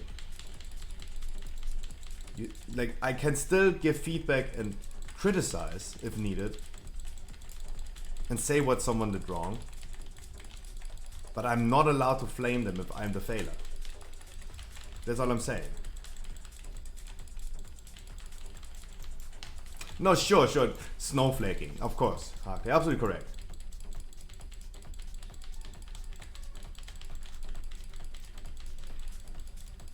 Yeah, but Dreams, I mean, sure, we derate this right now. We derate this into like the community and flaming and being toxic.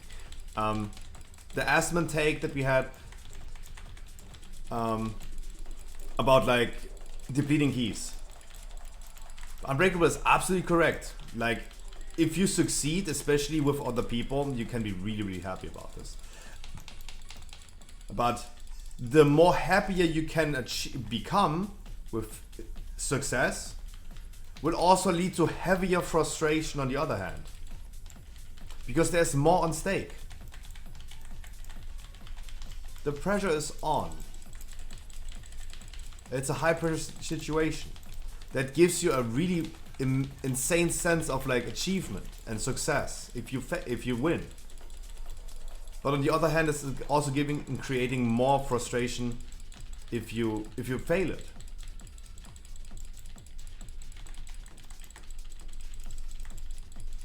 There should be a way, of course.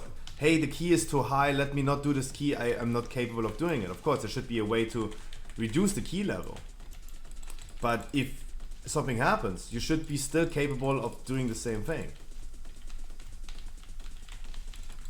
If the tank is failing one key, if a tank is failing a 21 key, and you still have a 21 key at the end afterwards, even after failing, it's cool for the key holder. They're still gonna throw out the tank. Of course, they're still gonna throw him out. Like, that's not changing. That's the community factor, of course. They will not give you a second chance. Duh, of course not.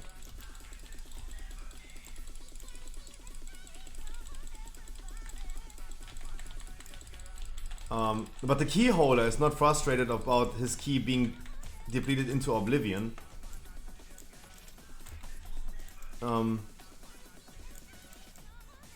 And let's be honest.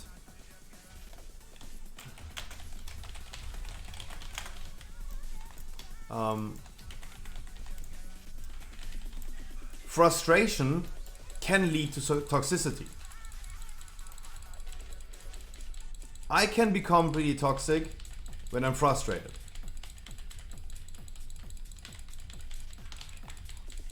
And I think everyone would agree with that. You as well. Like, I can only argue about my own thing.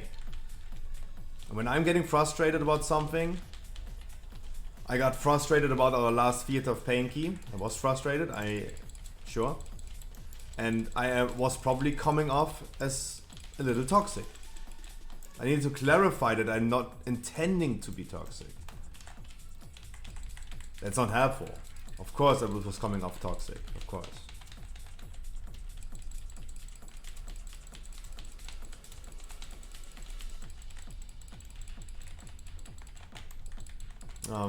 But yeah, I think everyone would agree that you will become a little bit like toxic if you're frustrated.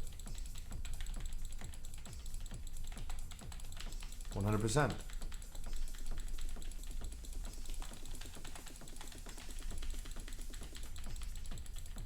And that could be removed if this was no longer a thing. And in that perspective, I wish Asmongold's opinion would matter more than our opinion, because then we would get that feature in the game. Then we would get this for Dracoflight. And I also, as I said, I do agree with his take, and I do think that it would make World of Warcraft a better place. At least you can't change society anymore. You can't. We have progressed way too far.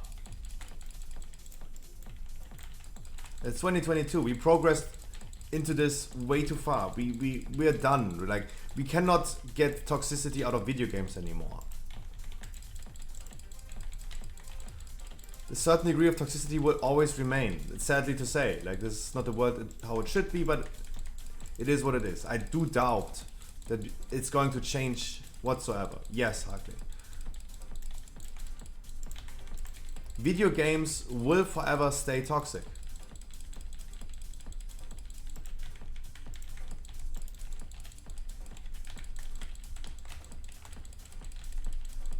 And they will remain toxic.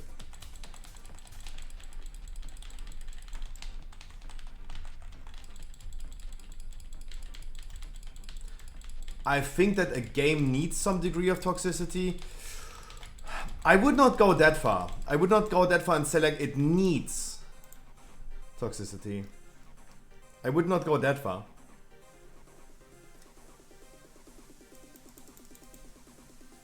But I do think that it's not going to change anymore.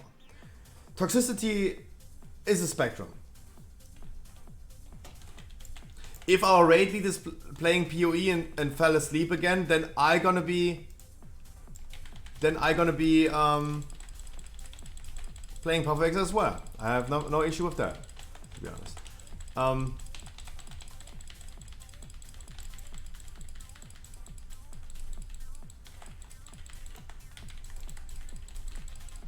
Yeah, of course.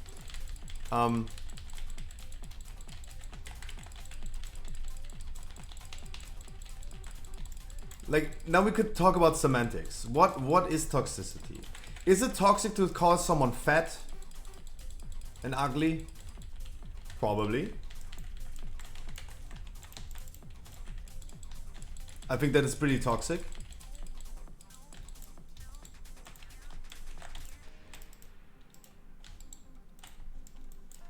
So, does the game really need that? I don't think the game needs someone being told fat and ugly. Yo, Scruffy, you're fat, ugly, and bald. That's more of an opinion.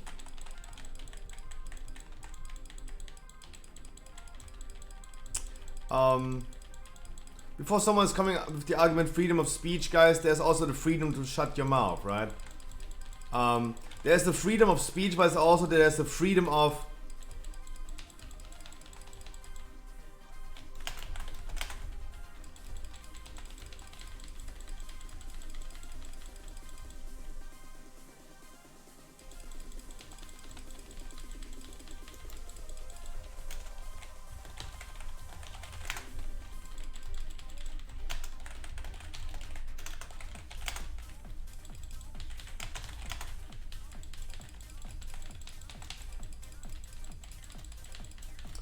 there's a freedom of speech, and people would say like, okay, if I want to call you fat and ugly now, that's my freedom of speech.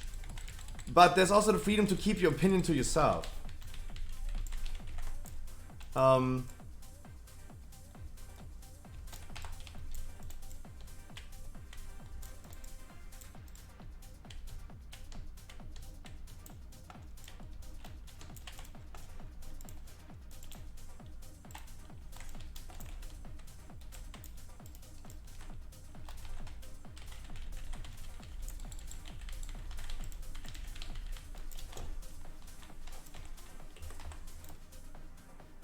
I mean, you can call yourself fat anytime, but telling someone that he is fat, even if he is literally toxic. Yeah, I would say so as well. And I don't think the game needs that. I don't think this is also any constructive to World of Warcraft.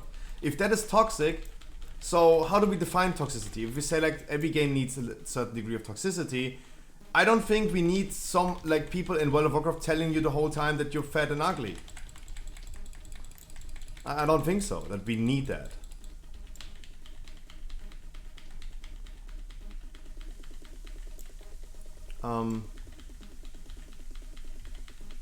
Other people would call this harassment at this point. That this is literally harassment. And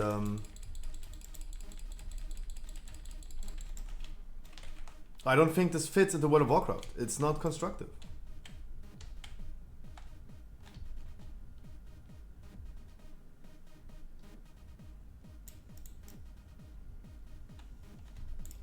Yeah, but Dreams, there's a difference, but there's a difference between telling someone, mate, you look unhealthy, you should maybe overthink your diet, is something different than saying like straight up, you're fat and ugly. It's the same thing in World of Warcraft. Steffi, I wish you a wonderful good evening. It's the same thing in World of Warcraft. Telling someone that he needs to improve with his heal output is something different than saying like, you're a bad healer.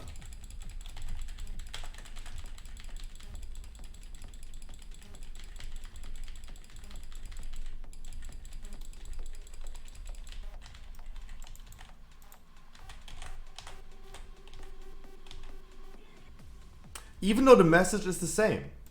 I have a toxic past in World of Warcraft as well. I can also become and humans never change usually.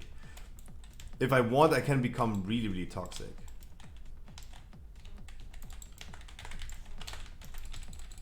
Of course. So I know what they're thinking. I understand the point of view of someone who is like calling, "Oh my God, you're so bad." I understand the message behind that. There is a hidden message, but you don't need that. You don't need that.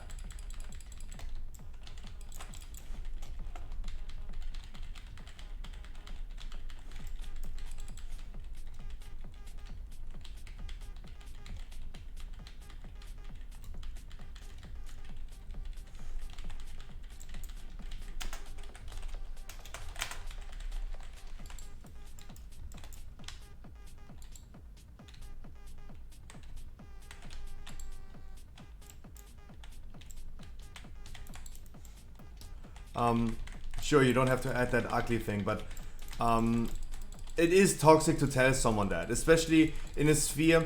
Asmon had the same take yesterday. That's why I was saying that. Dreams. Asmon had the same take yesterday. So yesterday they watched the thing. They watched the court, the lawsuit thingy, and there was a witness talking, only for like 2-3 minutes. And Asmon had some people in his chat making unnecessary comments about her appearance. And that clip ended up on livestream fails as well. You guys might have seen it if you watch livestream fails. He was like saying, hey, he would argue with those people right now if they were not banned. Those people are just shitholes. They are garbage human beings. Asmon destroyed them. He couldn't talk about this anymore. It's absolutely correct. I saw that they all got banned. Yeah, absolutely. Absolutely correct. Because it doesn't add anything to the conversation. It doesn't. It just doesn't add anything. If they just make inappropriate comments about someone's appearance. And the same thing would apply to World of Warcraft. And Asmongold said as well, making a comment about someone's appearance would only make sense if they're already like in the field of like bodybuilding or something like that, right? Where their physique matters.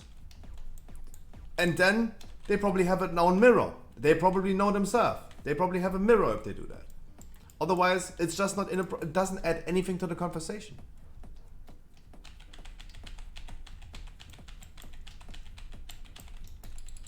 So, in World of Warcraft, it would be toxic if you call someone fat. But how does this add anything to the conversation? If I tell the rogue from theater, my man, you had an uptime of 63% slice and dice, and that uptime needs to be increased way more. You gotta work on this. And his answer would be, yeah, but you're fat. How would this add anything to the conversation? Right? That's what I'm questioning.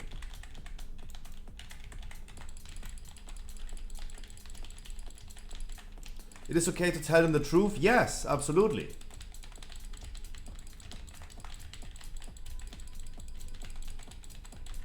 And of course.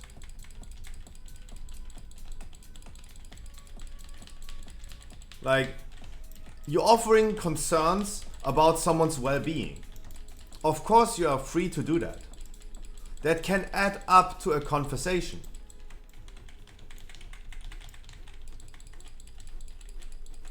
But in the case of the lawsuit yesterday that I watched on Asmongold's stream, she was witnessing, she was literally reporting in that case that Amber Heard and her sister were on the airport and Amber Heard was abusing her sister and she was punching her sister. Right? That was the conversation. Imagine Amber Heard's lawyer hearing that witness saying, yeah, your client Amber Heard was abusing her own sister in that moment. And he would answer, yeah, but you're ugly. That would not add anything to that conversation. That is the point.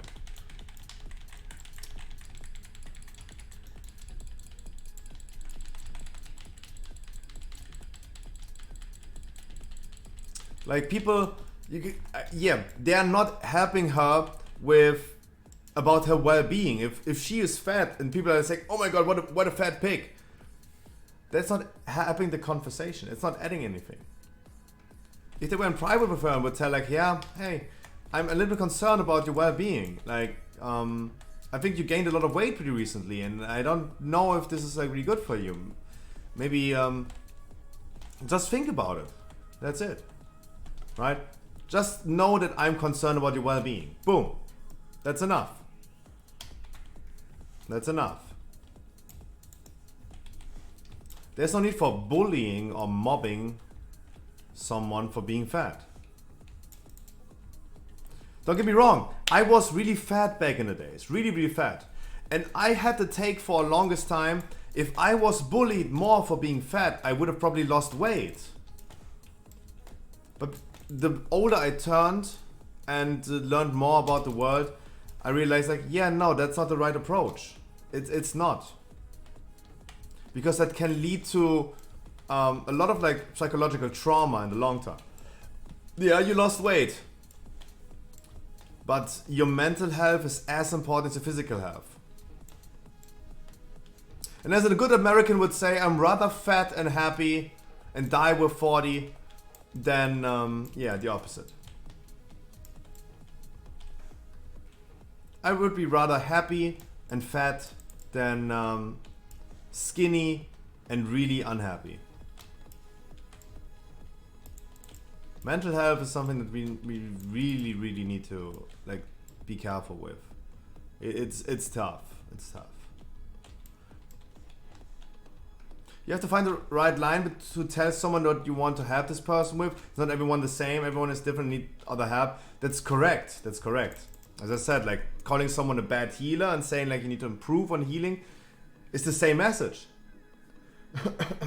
But one is quote unquote hate speech. The other thing is like constructive criticism.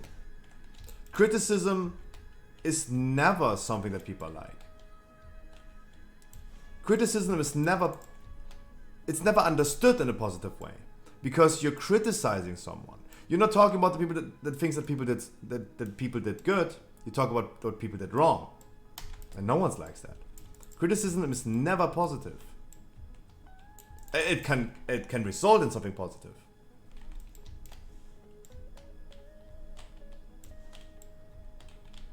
But it never is. And sometimes people are mixing hate speech with criticism. When I criticize someone for doing a mistake in a dungeon, they call me, "Oh my God, you're toxic as fuck." That's snowflaking, of course.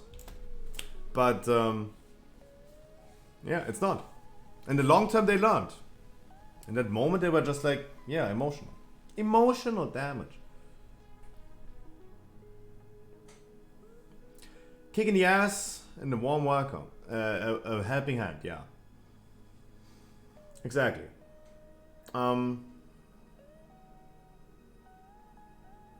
These nuts. Yeah, but truth always hurts. But there's a difference between toxicity and the truth. As I said, if you want to tell someone he's fat, go ahead and... Jesus! Harkley, also with the tier 3. You have so many tier 3s nowadays. Let me wrap it up really quick. Less than 3, Alize, less than 3. Telling someone, I'm concerned about your well-being, you gained a lot of weight, and you're a fat fuck are two different things. It has the same message, but one is toxic, the other one is constructive criticism.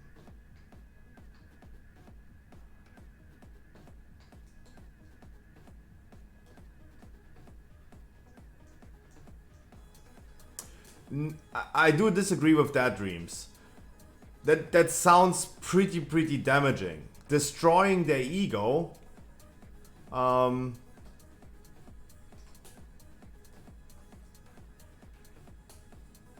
That That sounds pretty tough. Destroying their egos. That sounds really harsh. Party people, I will be hopping into a Anduin Mythic raid, probably. I know, I understand what you mean, Dreams, I understand, but I'm just saying it sounded really hard. This time I'm hosting my boy Varkas, I'm gonna send you over to him. He is going... Dreams, I agree with you, 100%. I agree with you. Absolutely. I do agree with that. It sounded really harsh. Just saying like destroy their ego is that sounded tough. But I understand what you mean. No, it's all good. I understood what you mean. I'm sorry for cutting it right now, but I want to get my food and go over to the raid. Party people, I see you guys tomorrow at 3 PM. We're gonna do the VO raid tomorrow, heroic VO raid. Probably no Pokemon opening. I will see you guys tomorrow at 3 PM. I'm so sorry that I have to raid. Gonna send you over to my boy Varkas. He is streaming the raid for me. If you want, guys, I'm talking a lot nowadays in the raid team speak as well, so you will hear me behind the scenes and making banter with other people. So I wish you guys a lot of fun watching the raid if you want, and I wish you guys a wonderful start into your Friday. German trash talk, Scruffy incoming. Yes, exactly. Wish you guys a wonderful good night. I see you tomorrow at 3 PM. We're gonna do more dungeons and do the video raid tomorrow. Please follow my Instagram, Twitter, and YouTube as well. Mwah. Bye, guys.